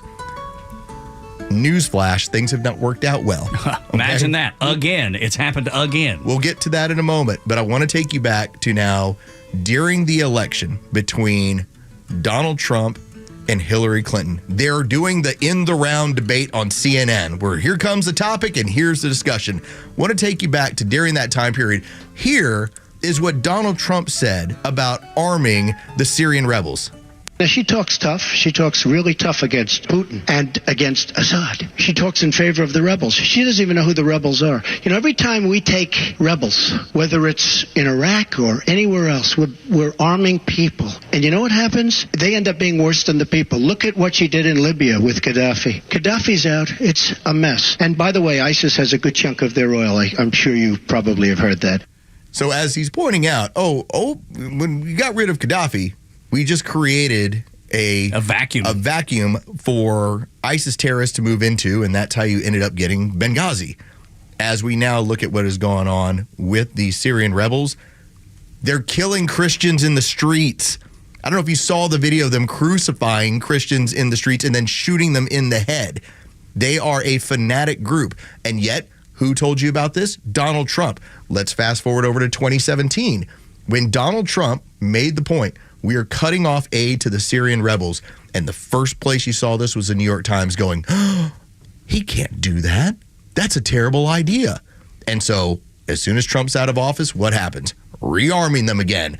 Timber Sycamore is the result of actions that we took in 2012, 2013, and then after Donald Trump was out of office, and now you see what we reap out of it. But that's the crazy part of it, Angela, is the fact that the media will say if you didn't back that, then you were in support of a dictator. Of a dictator, right? Yes. Bashar, you have to be in support of him if you're not in favor of the rebels. And much like it is in Ukraine and Russia, they're all bad. It's not like there's a good guy in the scenario. You're picking between two bads. Yes, and the media and the left wanted you to pick their preferred bad, and their preferred bad is now in charge, and it's sad, tragic results. I can't bring myself to watch that video. They were willing, because of their screw-up in Iran of not getting involved. They're like, well, we got to get a win somewhere here in the Arab Spring. Let's do it with Syria. That was their plan. Donald Trump was smart enough to look at it and say, we shouldn't be backing these people if we don't know what they're all about. And I will tell you, a lot of this goes back to this idiotic nature that we have. Like Saddam Hussein. We deposed Saddam Hussein. You know what Saddam Hussein was really good at doing? Stamping down the crazies in his own country and keeping track of them, and basically saying, I'm going to rule with an iron fist. And yes, he attacked his neighbors in Kuwait. I get that. But also, when it came to maintaining the law there and the crazies, Saddam Hussein was good for business. Could I boil it down to the devil you know? Yeah. Look what's happening. This didn't happen in the previous regime with Syria because dictators, although brutal and ruthless, have a way of keeping the crazies under control. It is the devil you know. Now, are we doing... it would be different, I think, if we were doing this in the interest of, hey, win one for the Gipper, and we're American, we're always going to back the right people, and go, go, go. It's always about our own self-interest at the time. And I understand we have to put our interests first, right? I'm not opposed to that, but let's make good decisions when we're doing that, which is never the case. It seems like our federal government and the CIA and whomever is making the decisions at the time, Barack Obama, never make a good decision. My thing, if you want to ask me, get out of Syria altogether. Have nothing to do with Syria. There's never a win there, and there's never going to be a win there for America. Get out, get away, and let whomever else that has an interest there, that is neighbors with the Syrians, let them handle their situation. Back out, stay out. That's my question to you guys, is why are we the world's cop? Why is this on us? They will tell you because we have the resources. That's what it always comes down to. They'll say, well, the Americans can do it, just like with NATO. They'll defend everything that NATO needs to be doing, even though the Europeans won't pay for their own military. You know what? The Americans will do it. I am jaded in that I firmly believe that when we get involved as an interventionist around the world, although we like to do the whole, like, we're here to help and save people and promote democracy. No, we're there to create markets in order to help our own economy. And oftentimes, if we can create some sort of war conditions, there are people that exist in the military-industrial complex that are going to make a ton of money off both sides of the That's why we get involved in these things. Both times. Yep. Get out of Syria. Stay out of the... Don't be, like Angela's saying, don't be the world police. And stop backing fanatics. Right. But it's the right fanatics, as Angela said. It's our preferred fanatics. Our preferred crazies. It's like I think about this with Kyle Rittenhouse. All right? I'm going to give you the Kyle Rittenhouse one. So whenever anybody goes crazy about what Kyle Rittenhouse did, I go, well, he did shoot a guy who was throwing around the N-word all night. Right. And there's the pretzel moment of, well, aren't you supposed to shoot a guy who keeps throwing around the N-word, a white guy who keeps doing it? Right. And that's the moment where they get upset. I point that out to say, if Putin is dealing with the Nazis in Ukraine, is that a bad thing? No. Again. Think about that one. How does that, torque the noodle where you're like, but they're Nazis. Yes, you're backing Nazism, the remnants of it in Europe. Well, but they're Nazis for democracy. That don't exist, brother. Right, that's not a thing. That's right. But that's the thing you see over and over and over again. The United States making this horrible mistake. Timber sycamore. And they're doing it again right now. Get out of Syria. Get out of the world's business. I'm in full favor of supporting our only ally in the Middle East, which is the Israelis. I am in full support of it.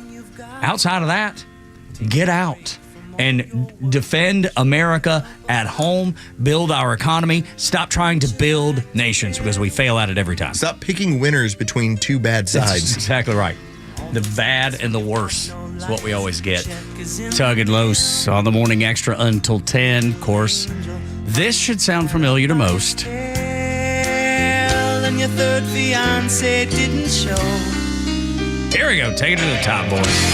Sometimes you want to go where everybody knows. Remembering George Wendt. He played Norm. And I know a lot of people have already talked about it, but this is the first time we've had a chance to. So many people loved that show. My parents loved that show. And how cool is this? The bar in Boston that Cheers was based off of, called the Bull and Finch Pub, they have a seat there on the corner where Norm always sat with a drink sitting in front of it, just in memory of Norm, George Wendt. As we do it here on the Morning Extra on Extra 106.3, when we come back, the real big lie is unfolding right in front of our faces. It's time for the Bortz Report, exclusively on Atlanta's only conservative news and talk station, Extra 106.3. The Fair Tax book was published 20 years ago. The Fair Tax Act is still in front of the Congress of the United States. It is still being attacked by the left, of course, but in every case of an attack on the fair tax idea, the opponent has had to rewrite the bill.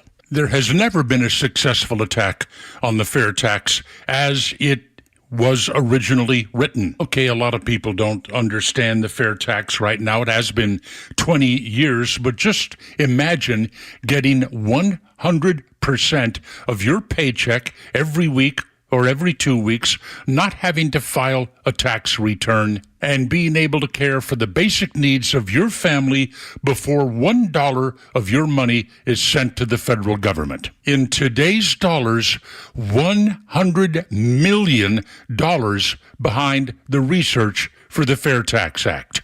So why hasn't it passed?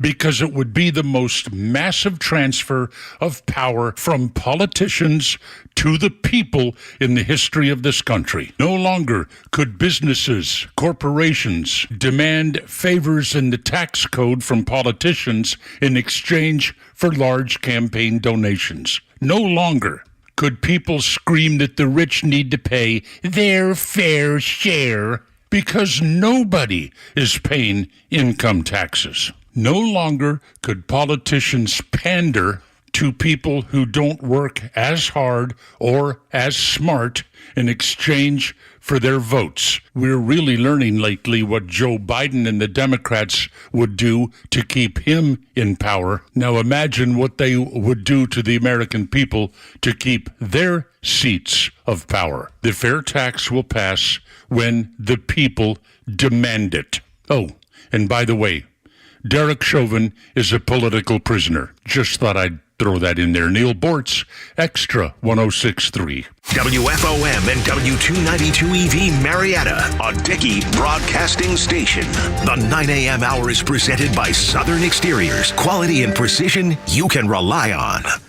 I'm Dave Anthony, Fox News. We continue to develop credible leads on all of these individuals. State Attorney General Liz Muriel also tells Fox they've been very methodical and they are effectively, gathering people up. We're about halfway there. After the fifth of the 10 escapees was captured last night. It happened just outside the French Quarter where we are this morning as 19-year-old Corey Boyd was taken into custody at a housing development. Boyd was originally held for second-degree murder, aggravated battery, and threatening a public official. Fox's Nate Foy in New Orleans. They all broke out early Friday. A jail maintenance worker is charged with helping them escape. A congressman has died.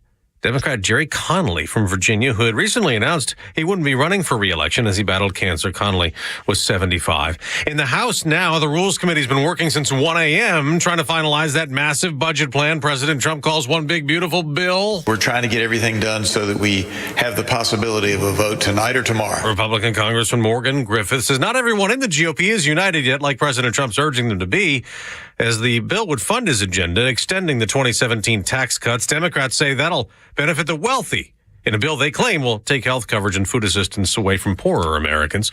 Israel went on the attack again overnight with airstrikes targeting Hamas. The Palestinians say killed at least 45 people in Gaza, where the living conditions are a big concern for Pope Leo XIV, appealing for more humanitarian aid today. In his first general audience of about 40,000 people there in St. Peter's Square, he said the devastating price of the war was being paid by children, the elderly, and the sick. After an 11-week blockade, Israel says it will allow basic amounts of food to enter Gaza. According to the UN, as of yesterday, nothing had reached those in need. Jonathan Savage, America's listening to Fox News. Did you hear? A recent stash of $10 gold Liberty coins from the 1800s has been found. These gorgeous gold coins are as bright and shiny as the day they were struck in the late 1800s, and less than 200 of these gold coins are available. Coin experts are calling this gold find an incredible opportunity. Call 1-800-973-9819, and you are guaranteed a $10 gold Liberty coin minted by the U.S. Mint in the 1800s. But with extremely limited availability, you must call now. These gold Liberty coins from the 1800s are still in uncirculated condition. That is history you can hold in your hand. To learn more, call 1-800-973-9819. Call now and you'll receive a free American Coin Collector's Bonus Package, a $40 value, free with every order. Call 1-800-973-9819 now to secure your $10 gold Liberty coins dated from the 1800s before they sell out. That's 1-800-973-9819. It took 100 years, but finally there's a conservative voice you can trust. Atlanta's only conservative news and talk station, Extra 106.3. Tug and Los until 10 on Extra 106.3. Can I go down your road? Yeah. Oh, yeah, of course. Because I would say this. We're both men of faith. I would say that while you're much more of like the churchgoer, I will say that I really like biblical history more than I like the Bible. Like, I love when you're like, ooh, let's go digging for the ark. You know, these sort of things.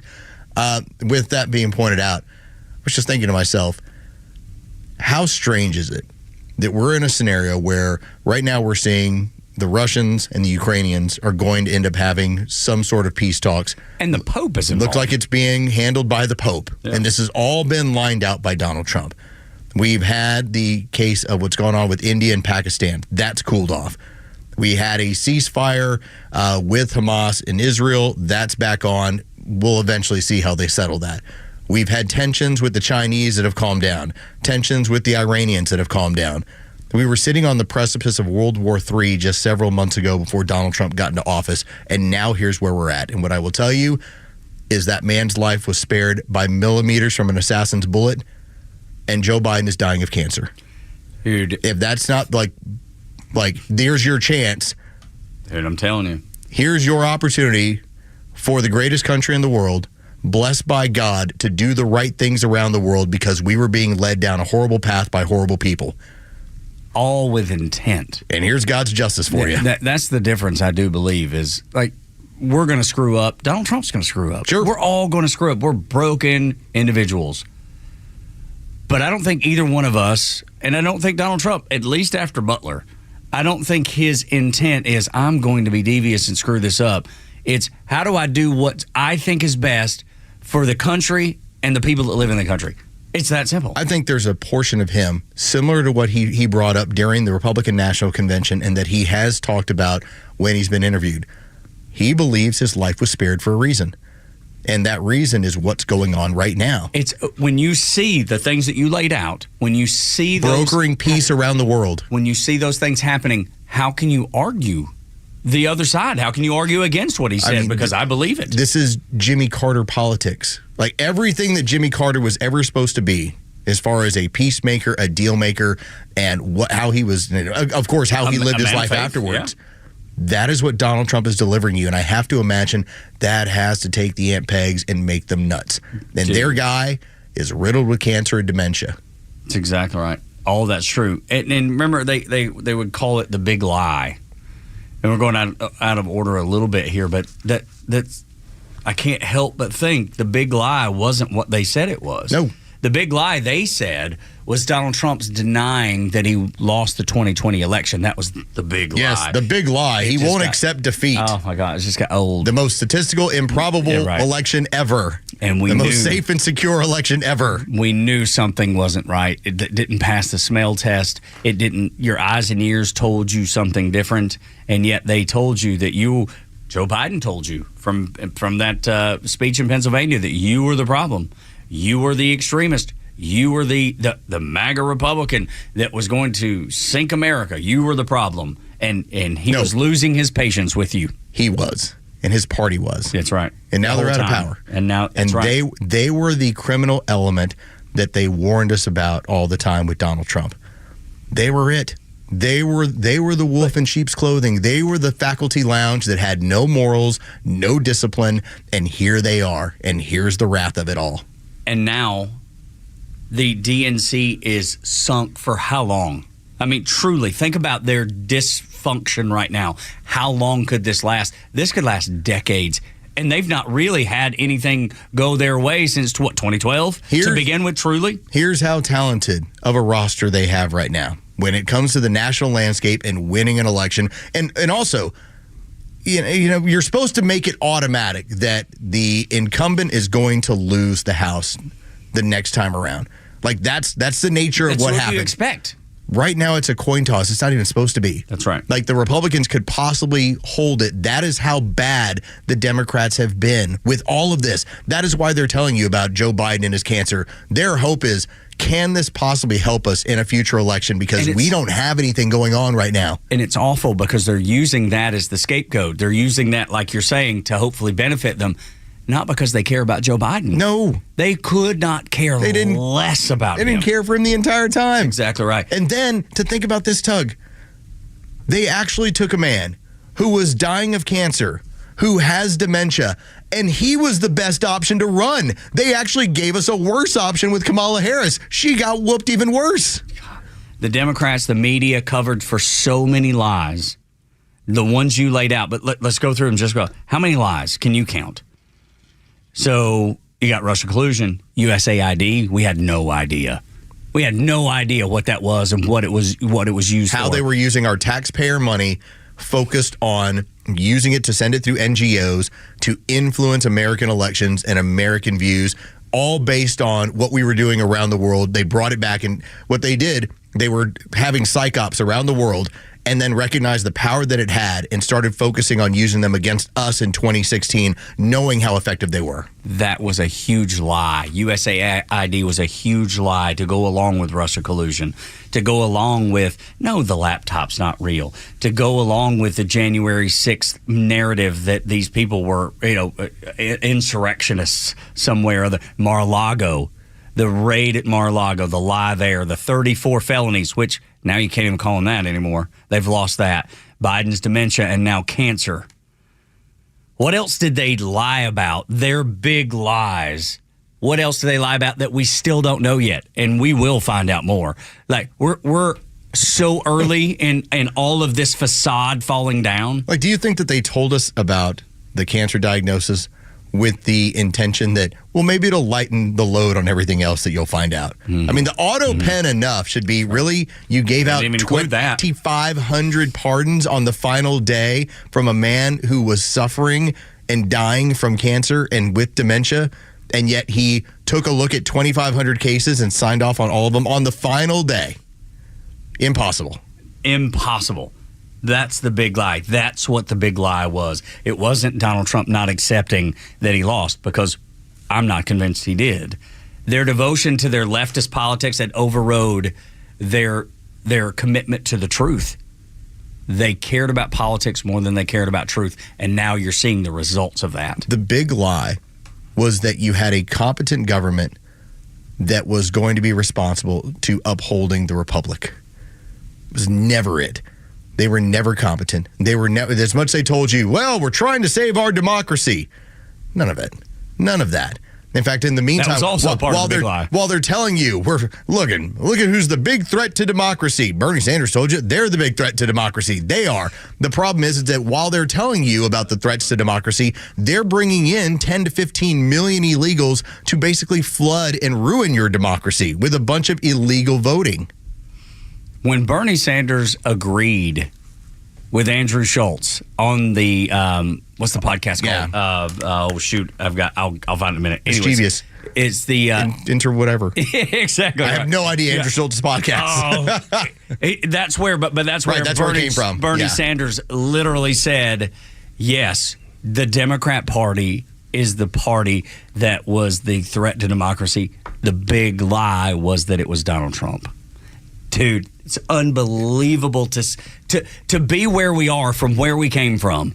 When you and I were told we were crazy, we're conspiracy theorists, we're extremists, we're all these things, and we were never any of those things. That was the big lie. That was the actual big lie. The long game, January of 2021, when the floodgates were open, border wide open, everybody come on in, 10,000 a day, open borders policy, Joe Biden not strong enough to put an end to it, cancer-ridden, dementia-ridden, just dealing with it.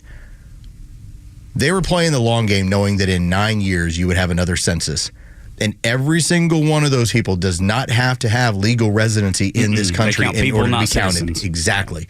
They were looking at it as, how do we protect our power moving forward? Because if you remember, during that time period, people were voting with their feet. They were leaving largely blue areas, moving into red areas because of all the COVID restrictions that had gone on. You had tons of people that said, I'm getting out of California. I'm heading to Texas. I'm heading to Austin. I'm heading to Florida. All these places that were starting to get more people coming in. And they realized, we're going to lose seats. We're going to lose seats in Congress. We can't have it. We've got to backfill. And that's exactly what they did. That is your threat to democracy. That's right. And when Bernie Sanders finally, it's the Flagrant podcast, is that, and he said, I knew it was something like that. Yes, whatever. I'm just going to go with a bunch of words. That's right. But when he said it, though, it was almost like a time stop for 1 second for me to go, oh my God. He actually did it. He actually admitted it. And now it's going to get brushed over. We'll be the only show that points this out. Yeah. You won't see it anywhere else that I don't bet. You'll get it from Clay and Buck on Thursday. Maybe. Yeah, Thursday. Exactly. I kid. I like the show. No, they do, but they're just usually they a couple days behind us. That's fine.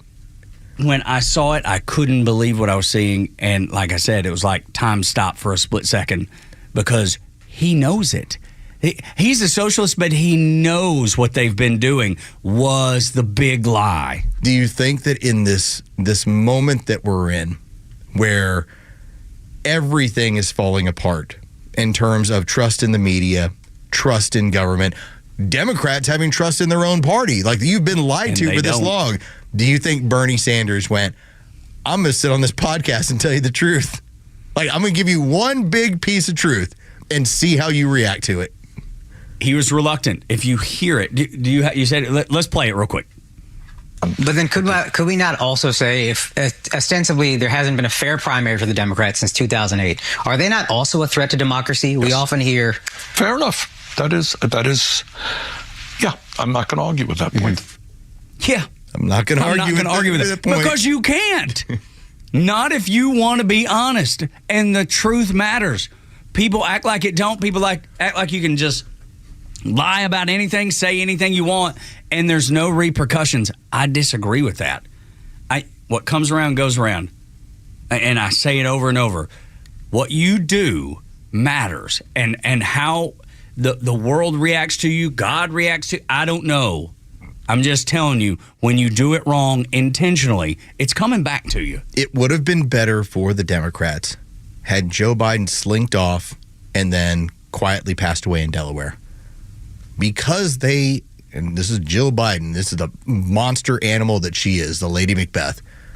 The fact that she marched him out on The View just last week for him not to be able to complete sentences, to then have all this audio occur.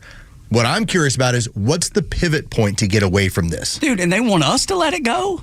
No. She wouldn't let it go. She wouldn't let it go. She's still mad. Y'all don't talk about Joe Biden anymore. He's got cancer. That's supposed to be the end all be all. You can't say anything. She knew it before we did, and she took him there. After, and this was what she was saying on The View, if you remember. She's pointing out how hard he was working at night. Not a chance. I remember they were shutting down news coverage and news availability at 4 o'clock every single day. You're telling me he's on the phone? You're telling me that what we saw from Donald Trump in the last 24 hours, talking with Putin, talking with Zelensky, getting the Pope involved, and then several heads of state throughout Europe to broker a deal to get peace between the Russians and the Ukrainians. You telling me that Joe Biden was doing that at 8:30, 9 o'clock at night? He wasn't doing anything at 8:30 at night. Nothing. We didn't have an American president for 4 years. We had a government by committee. That's what we had. And it was probably led by Barack Obama. Maybe Michelle gets in there. I don't know. But definitely Hillary Clinton. Jill Biden, as much as she is power hungry, she was running. She was in there. Meetings, cabinet meetings. And to know there too. To know yuck. That power was so seductive that she and Hunter Biden never wanted to give it away. Like they were thinking, like, how do we prop him up? What do we have to shoot him up with to march him out there? And it's the same thing that J.D. Vance was saying.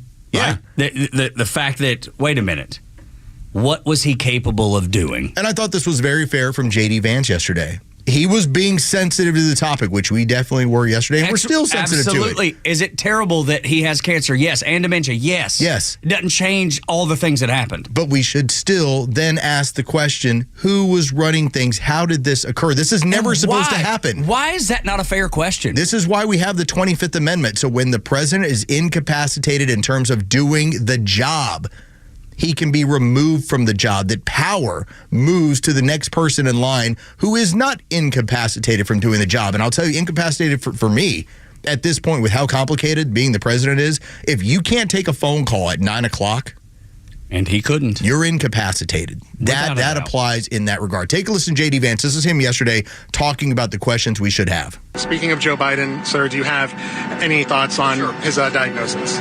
Yeah, look, I mean, first of all, of course, we wish the best for the former president's health. And, it sounds pretty serious, but hopefully he makes the right recovery. Like, I will say, whether the right time to have this conversation is now or at some point in the future, we really do need to be honest about whether the former president was capable of doing the job. And that's no, that you can separate the desire for him to have the right health outcome with the recognition that whether it was doctors or whether there were staffers around the former president, I don't think he was able to do a good job for the American people. And that's not politics. That's not because I disagreed with him on policy. That's because I don't think that he was in good enough health. In some ways, I blame him less than I blame the people around him. And why didn't the American people have a better sense of his health picture? Why didn't the American people have more accurate information about what he was actually dealing with? This is serious stuff. And this is the guy who carries around the nuclear football for the world's largest nuclear arsenal. This is not child's play, and we can pray for good health, but also recognize that if you're not in good enough health to do the job, you shouldn't be doing the job. A failure to understand for those on the left that are saying, well, what's the big deal? Okay, yeah, so he was sick. What's the big deal? Look how great a job he did. But part of the reason why I always felt pretty comfortable with Joe Biden is that I knew he didn't have the energy or the stamina to push through more legislation. He wasn't going to be able to go on a tour and push for it, because the more you had him in public, the worse it got for him. This was about a president who could not do the job of president. Can I add one more thing? We really, from what J.D. Vance says, we really do need to be honest. Truth matters. We need to be honest about whether the former president was capable of doing the job. That's all we're asking. Finally, quit lying. The big lie is over. Quit lying. Finally be honest. The biggest opportunity for the Republicans, for the conservatives, for this movement isn't about legislation, as much as we're all calling for it. What did I say from the very first day? Do you remember Inauguration Day? Do you remember what I said when we had everyone in? I said I wanted honesty from my government. Oh, yes, finally. Very first day, I said I want honesty from my government. The one who wins that is going to win the elections moving forward. The more honest you are with the American people because of what they've been through, you're going to win elections. Tug and Los until 10 on the Morning Extra. Big shout out to Martin for calling in, too. Yes, Jill Biden is cruel. She's cruel. That's the way I feel about it, and I think Marty does too. 404-741-1230.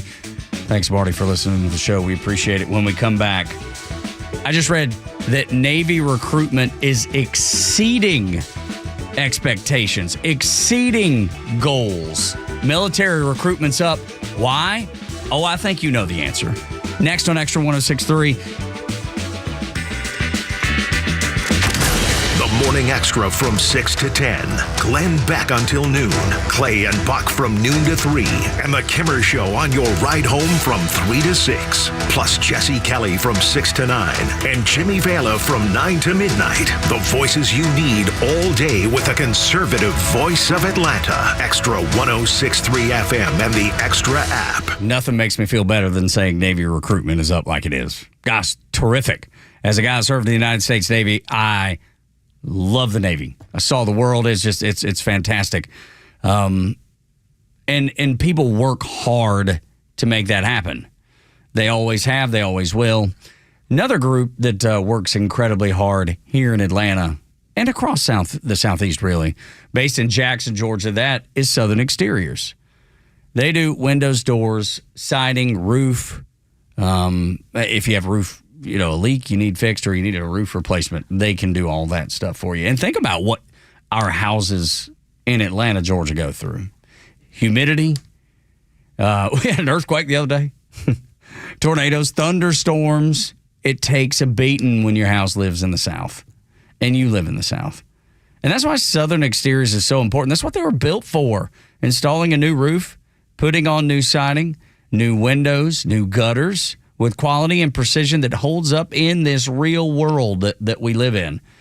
If you need it all replaced, they can do it. If you need it all repaired, they can do it. Right now, you can get 10% off any job or 12 months, 0% financing. Where are you getting 0% financing? I haven't heard an ad with 0% financing in quite some time. They're giving it to you at Southern Exteriors. I know these guys. They don't cut corners. They don't leave a mess behind. Oh my gosh, I've experienced, and maybe you have too when you have contractors and they do. You're out there picking up nails out of your front yard. It's awful. They don't do that at Southern Exteriors. They handle it the right way. They do it the right. They have a foreman on the premises. That way, everything goes the way it's supposed to. If you have questions, you can ask. Get started today. 10% off any job or 12 months, 0% financing at Southern Exteriors by calling 8779-SOUTHERN or go to southernexteriors.co.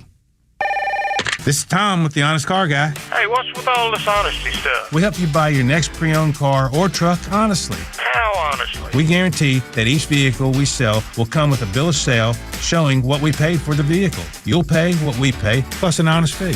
Guaranteed. No gimmicks or tricks? Nope. Man, this sounds like a new way to buy a car. Get an honest car buy from the Honest Car Guy. Call 844-SHOW-ME-1. That's 844-SHOW-ME-1 or visit honestcarguy.com. If you need to hire, you know it takes time.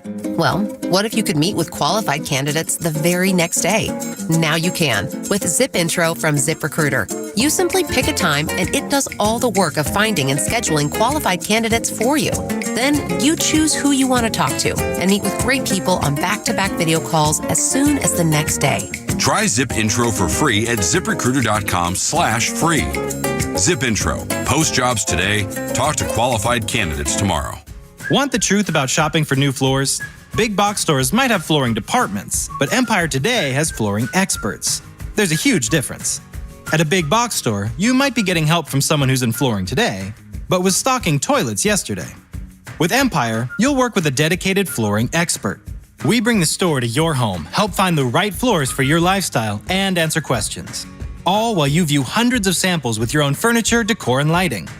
You'll get an all-inclusive price estimate and can schedule installation as soon as the next day for in-stock styles. That's Empire's Home Floor Advantage, working with experts who specialize in one thing, flooring. For a limited time, use code RADIO to get $500 off your contract of $3,500 or more when you call or visit EmpireToday.com. That's $500 off with code RADIO. You know the number. 800-588-2300 Today. Offer may not be applied to sales or combined with other coupons, discounts, or savings. Terms apply. The stories that matter to you. These are your Georgia headlines. Here are your Georgia headlines for Wednesday, May 21st. Cleanup is underway after heavy storms overnight. Georgia Power reported over 15,000 power outages in North Georgia with branches and trees down. Crews are working to restore power throughout the day. Former Atlanta Mayor Keisha Lance Bottoms officially declared her intentions to run for governor of Georgia. She will face off against State Senator Jason Estevez in the Democratic primary. Georgia Attorney General Chris Carr is the sole Republican running so far. A Venezuelan gang member wanted for murder in his home country was arrested by ICE in Gwinnett County. Officials say he is part of the notorious Tren de Aragua gang and will likely be deported. And today marks the first day of Memorial Day travel. 2.6 million travelers are expected to pass through Hartsfield-Jackson Airport this week. Today's weather, mostly sunny today with temperatures slightly cooler in the low 80s. With your headlines, I'm Jerry Payne. The U.S. Army, and I just wanted to bring this in because it is Military Appreciation Month.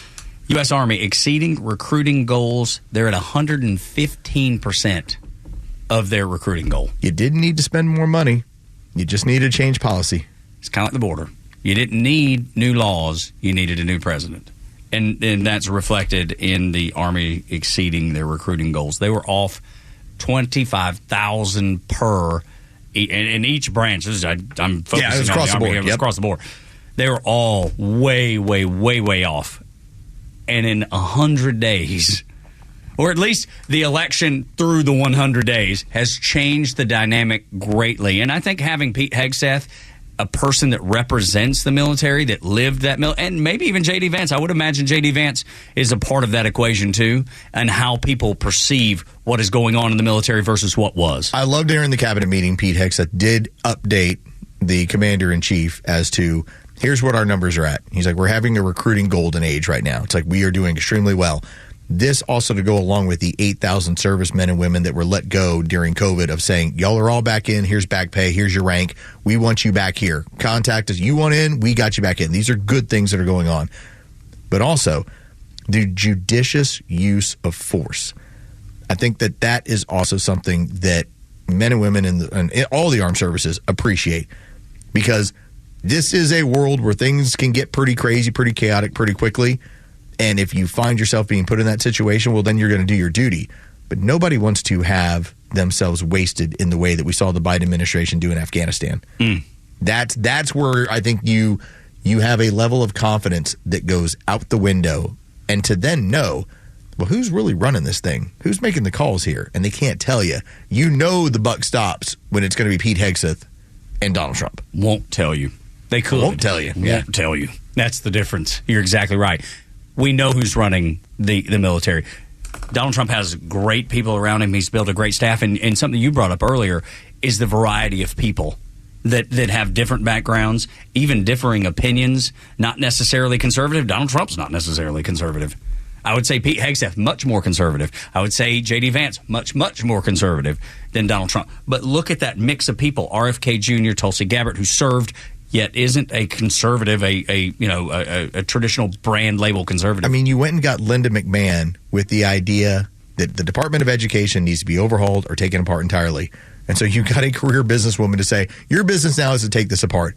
And then you went and found somebody who was an icon of the left, who just found himself on the right and the world's richest man and said, hey, we need you to find waste, fraud, and abuse and bring your programmers to help us do it. Okay.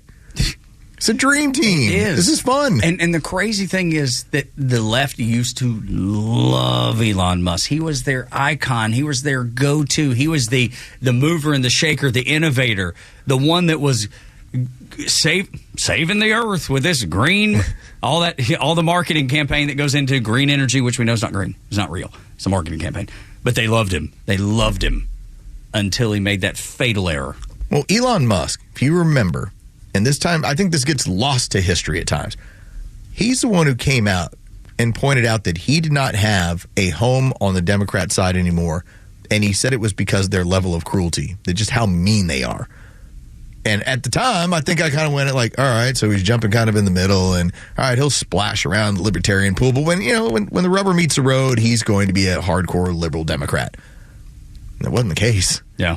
And he didn't really announce his allegiance until after Donald Trump got shot in Pennsylvania, that you then had that is the most amazing thing I've ever seen. I'm voting for that guy. That's what he tweeted or X'd out that day. And I think the same thing for RFK, right? Wasn't that kind of the coming together point? Because RFK reached out to Donald Trump about being shot in Pennsylvania. Yeah, and that started the dialogue between the two of, we don't agree on a lot of deals, but no one is better and who's been talking about the overall health of this country and the way we need to clean it up like you have. Like, you made this, along with the Means, with Callie Means and his sister as well, to go along with RFK Jr. Those are the people at the forefront of talking about all the issues we had going on, the explosion of cancers, how we're taking care of our food, how we're producing our food.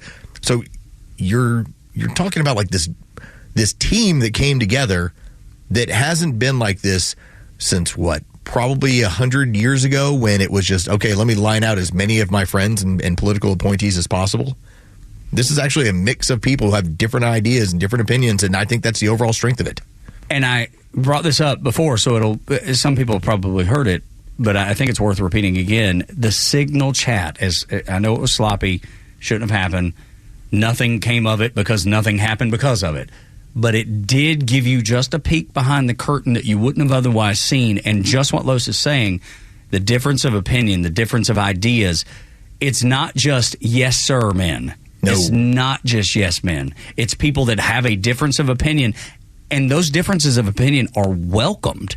They may not go with your choice, but you're willing and free to say it. No, they may not influence that particular action. Right. But if something, whether it goes right or wrong, your opinion on it might influence the next action.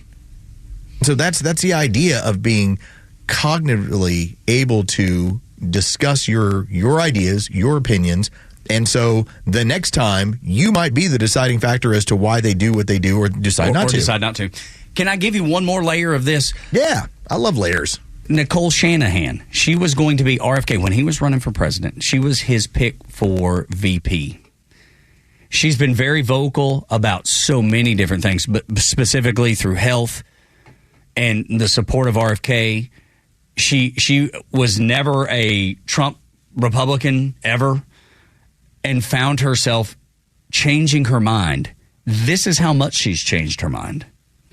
She has just signed a deal to do a podcast for Glenn Beck's Blaze Media. Okay. How about that? If you would have told me 6 months ago that I would have been like, you are nuts. There's not a chance. Maybe it should be back it up to a year ago. But regardless, in recent history, I would have said, no way. There's not a chance of that happening. This woman has changed so many of her beliefs and ideas because of what she's seen from Donald Trump, the things that he's done, the people that he's brought in, and it all aligns with her beliefs and the system that and the way that she wants to live.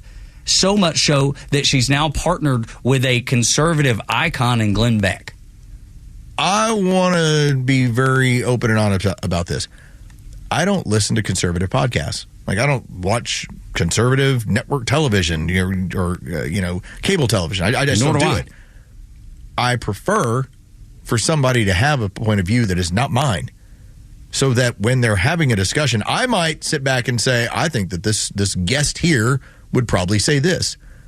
And when they do and it aligns with me, I'm like, wow, okay, that's pretty interesting. When they don't, I go, all right, I want to understand why. It's interesting that she would then be somebody on the Blaze, because the Blaze, I think more than anything, when you look at what they've added, they have tried to get a significant amount of different people. Now, all of them kind of have a view of the Constitution's important, free speech is important. And so, and Nicole Shanahan the Bill of Rights is important. Obviously falls in line with that. But they may have different views of, let's say, abortion. But that's fine. It should be available to you. And I bet that me and Nicole Shanahan, or you and Nicole Shanahan, would have differing opinions on a variety of things. Sure. There's so many economic areas where I have a difference of opinion. Like, I still remember having to argue it as far as advocating for a reduction in the corporate tax rate. And by the time it happened, I'm standing over the grave of that person going, I told you I was right. See how that works. But it was a discussion. I still remember, it was a decade ago, and I still remember being a big advocate for that in basically 2016, 2017. And by the time it happened, then we saw where it went. That, to me, is what I'm looking for. I want that discussion where my ideas are not shared or my ideas are not like the starting point. Because you already know what you think. Exactly. I don't need that regurgitated to me. I already know what I think and believe. There was something that, this was a small part. It was like a 10-second snippet of the Joe Rogan podcast. And I remember in my mind going oh, mental note about that. That's pretty interesting. Rogan talked about how his gay friends hate what is going on in this country in terms of puberty blockers and chemical castration. Right. Yep. Because he said most of these children, he goes, some of them are just 7 or 8 years old. He goes, and they're gay. What has happened is that within this trans world, it's you can't be gay. Right. You have to go. We got to flip you over here. It's so you're eliminating gay people. Well, that was something that I had never pondered. I'd never considered that. And that is something that you would probably never hear on the right either. But that was an idea to go, man, the next time I'm around my gay friends, and it'll be football season because that's when we all get together and tailgate and everything else. Yeah, that's when we do our thing. I'm going to ask that question. Does this portion of this bother you guys? And I'm willing to bet it probably does. What about because you have a friend that's trans that you've talked about. Wonder what... I wonder what he thinks about that. Yeah. Yeah, I'd have to... And I've asked, hey, you want to do a podcast? Hey, do you want to come on the show? And she is just private about... Now, not private, and puts it on Facebook, but not living out loud. And in fact... But there's a difference in being activist about it. Not at all. And then just... Not at all. Yeah, just here's what I'm comfortable doing. I'm living my life. And by the way, this is as a late 40s year-old, mid to late 40s at the time. So I think he went to she 6 or 7 years ago. And that's when we talk about the difference when you have one group pushing for this 8, 9, 10, 11, 12-year-olds when they haven't even gone through puberty yet. And yet, I don't think any of us have an issue with, hey, you're 46, 47, 48, and you decide you want to do this. Now, are there underlying mental conditions? Probably. Yes. Right. More than likely. But you're an adult. But I'm glad you said that because that always gets pinned on us. Yes. I have no desire to be rude, mean, hateful to anyone. If it makes you a better, nicer person, if you feel better in your skin, listen, it's not affecting me. I don't agree with the lifestyle. I'll be the first to admit that. I don't agree with it. I'm not the arbiter. I mean, that's between you and the good Lord, man. That's the way I look at it. Jenner seems very happy. Absolutely. And I have no ill will toward Caitlin. I've told the story about down at the SEC championship. I knew that the lady that I talked to and got directions from wasn't a lady. I knew it. What did I do? I treated her with kindness. I treated her with respect. I don't agree with the lifestyle. I have no desire to be anything but kind. I just have a very simplistic view of a lot of this when it comes to, because we've had this discussion. I've thought about, hey, what kind of mental illness is my friend going through? And keep in mind, this is somebody who is married, has been married for a long time, and when she decided to go the direction, her wife is okay, you're still the person that I fell in love with. Which is an amazing dynamic. It's a different package, but here's how it's going to be. So, they have that portion of the relationship. But I like I said, a simple view of things. I think if you're going to visit peace on other people, you have to be peaceful yourself. I agree. Yeah. I think if you are a rage machine, I think it's very hard to be able to treat other people with peace. Without a doubt. And so there's a part of me that just says, if you feel better about you, then maybe that's better for the rest of the world, the rest of your family, everyone else around you. Sure. And so that's the part where, again, I don't agree with it, but if it makes you feel better about you, maybe you're making other people feel better about themselves. My point of view, my hippie viewpoint. No, which I appreciate, and I think really aligns with mine for the most part. I don't think our point of view on that's very different at all, because I have no desire. I mean, and mine is definitely a faith-based point of view. I'm going to be kind, even to people that I don't agree with, people that I think get things wrong, because I get things wrong every day. I have no desire to be anything but good to every person that I encounter. That's how I want to live my life. But in going back to talking about, was it Nicole Sheridan with the Blaze? Nicole Shanahan. Shanahan. Yeah. It takes a different point of view to visit these different ideas on people. In the same way that we have liberals that listen to us. Yeah, sure. They're like, oh, I never really thought of it that way. It takes different sets of ideas for you to at some point. Maybe you take some of them and say, that's ridiculous. Other times you might say, okay, that kind of expands the way I'm thinking about these things. I love when you get those sorts of pieces of information, because if it causes you to see something a little bit differently or from another perspective, I think that's important. No, it's a good thing. That's a good thing. What we've now seen on the other side is a rejection of anything other than their own view. And sometimes a violent rejection of it. Tug and Los until 10, 9 o'clock hours brought to you by Southern Exteriors, your home exterior solution since 1999. 8779 Southern, southernexteriors.co for 10% off any job or 12 months. 0% financing, windows, doors, siding, roofing, gutters. They do it all. Paint your house. I mean, they can do it all. Anything on the outside of your house, they do it in top notch. 8779 Southern, southernexteriors.co. When we come back, you lived under a psyop for the last 4 years. We will explain it next. The latest sports news, powered by 680 The Fan and driven to extra listeners by RBM of Atlanta in Sandy Springs, Atlanta's Mercedes-Benz connection since 1964. Good morning. Here are your sports headlines for Wednesday, May 21st. The Atlanta Braves dropped their series opener last night to the Nationals in D.C. 5-3 the final. Game 2 of the series goes down tonight at 6:45. That'll be A.J. Smith-Shawver on the mound for the Braves. Trevor Williams gets the ball for the Nationals. You can hear that game on our sister station's brand new app, 680 The Fan. From the NBA, the Oklahoma City Thunder now lead the Western Conference Finals 1-0 after a 114-88 win over the Minnesota Timberwolves. Game 1 of the East Finals between the Knicks and the Pacers from New York tips off at 8 o'clock. And in the NHL, the Florida Panthers went on the road and took Game 1 versus the Carolina Hurricanes last night in the Eastern Conference Finals. 5-2 the final there. The West Finals begins tonight from Dallas as the Stars will host the Edmonton Oilers.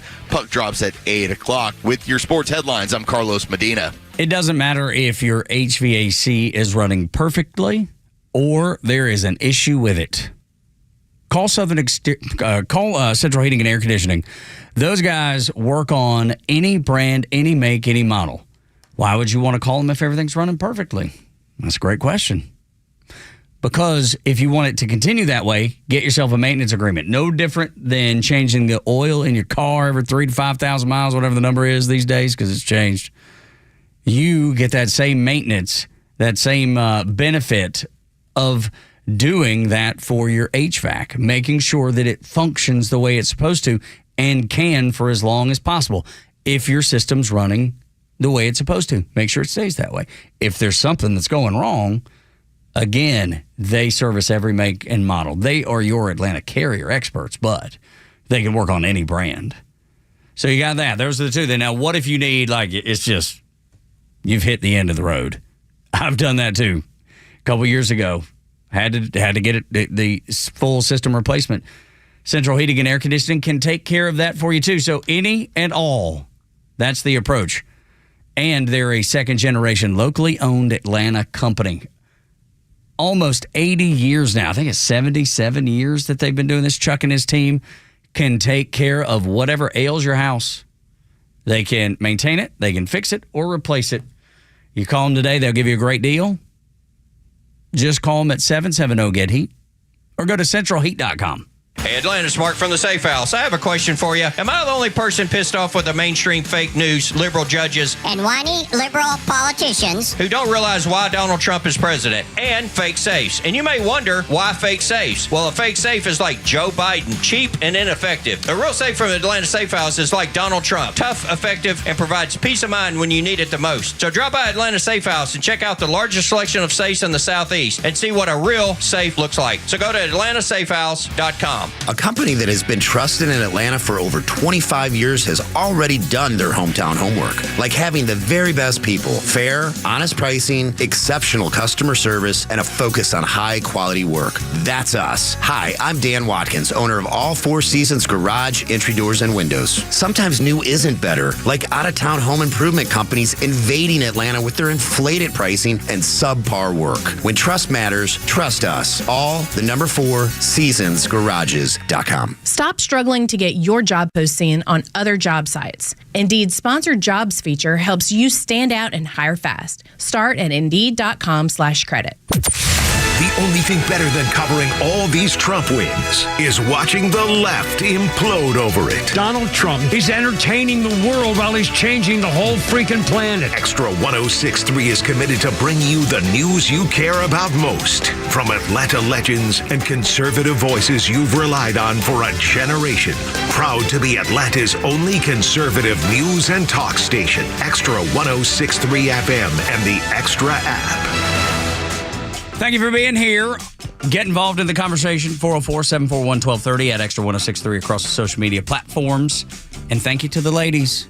Always want to bring up how much we appreciate all the ladies that are listening to the show. This may be the first time in American history that a political news talk show has almost 50% of our audience women. I don't know that it's ever. I've never heard of it. I've never heard of it. I mean, I love it. I think it's amazing. It's great. And I'm really so cool. appreciative of you, ladies, for trusting us. Yeah, thank you for communicating for with us. checking in with us and having these discussions and supporting the station the way that you do. And guys, same thing to y'all. Like the coolest part about this entire program is that very rarely do you have something in the entire marketplace where you're like, we're the best at this. It's kind of the nature of doing radio, of being in broadcast. We're kind of middle of the road. Okay, we're doing well here. We're not doing well there.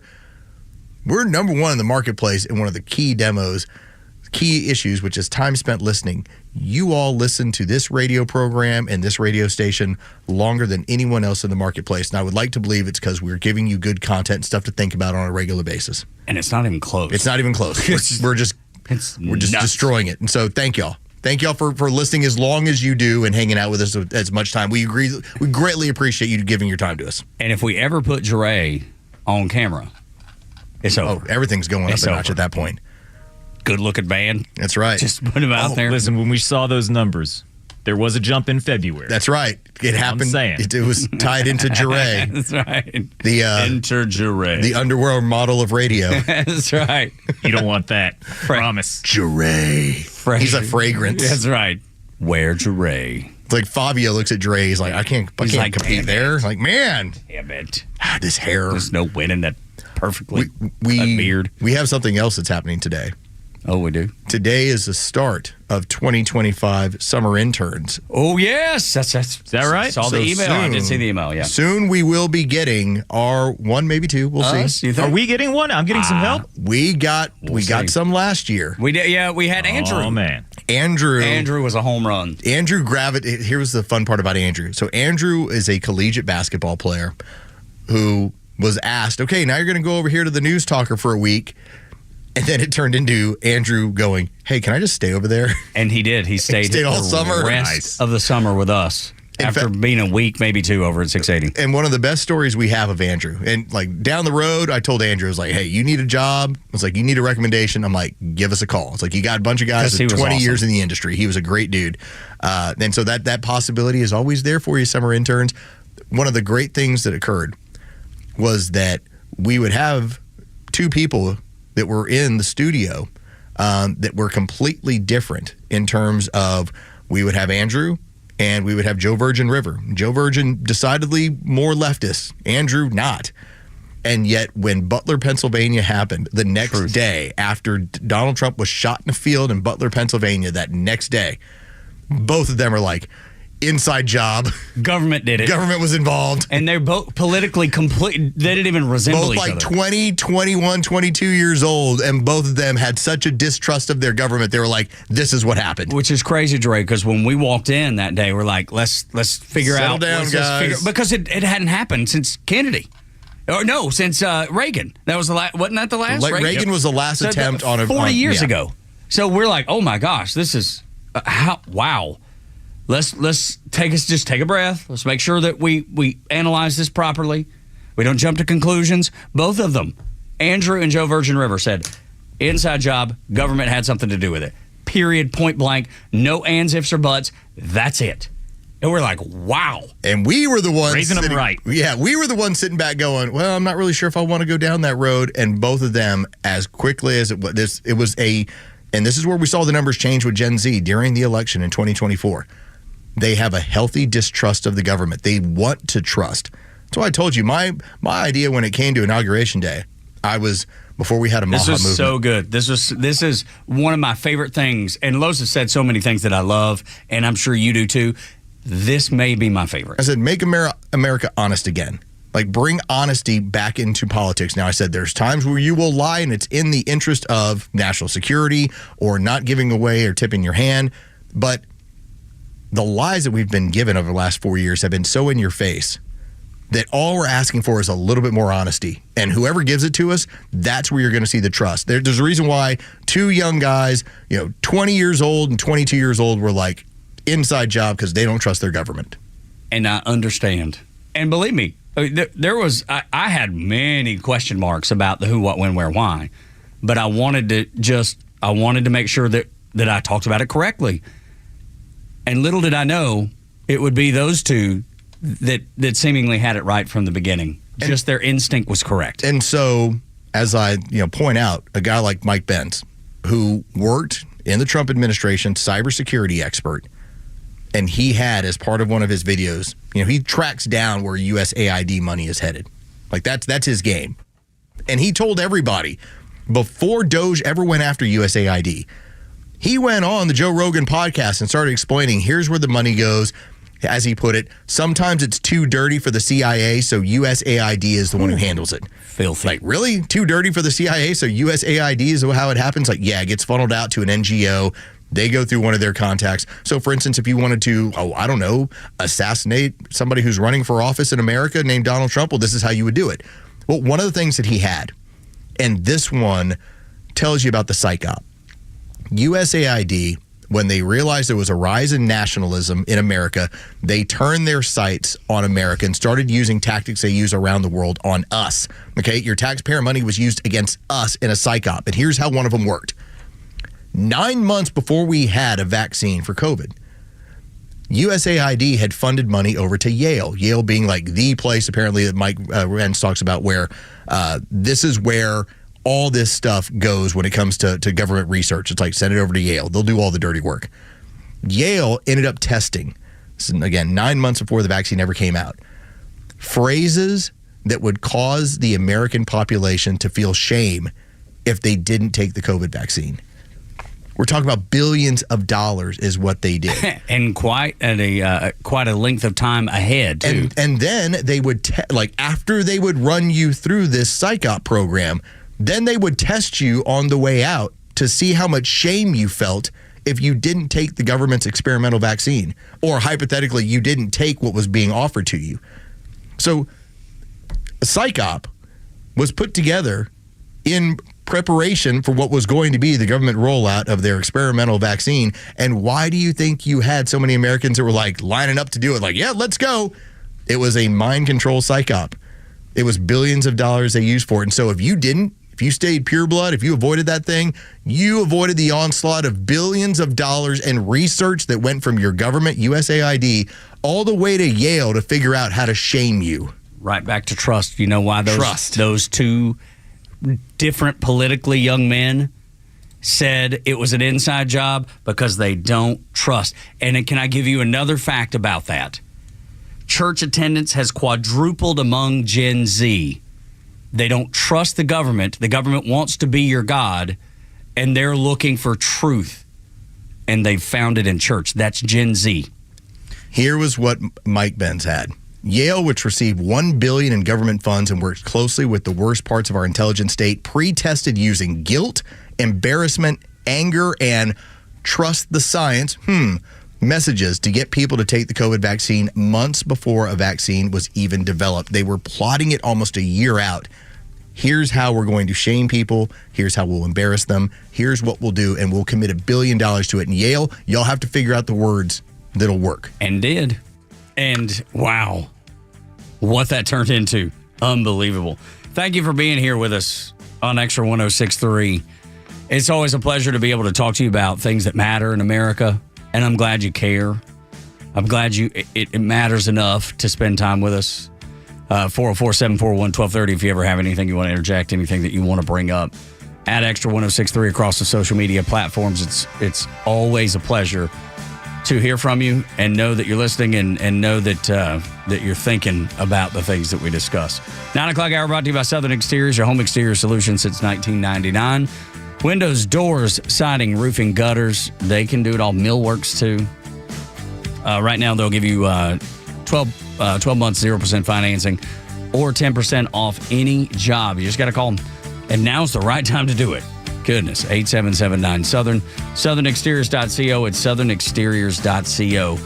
For Front Office Lowe's, Jeray. My name is Tug. Y'all come back now, you hear?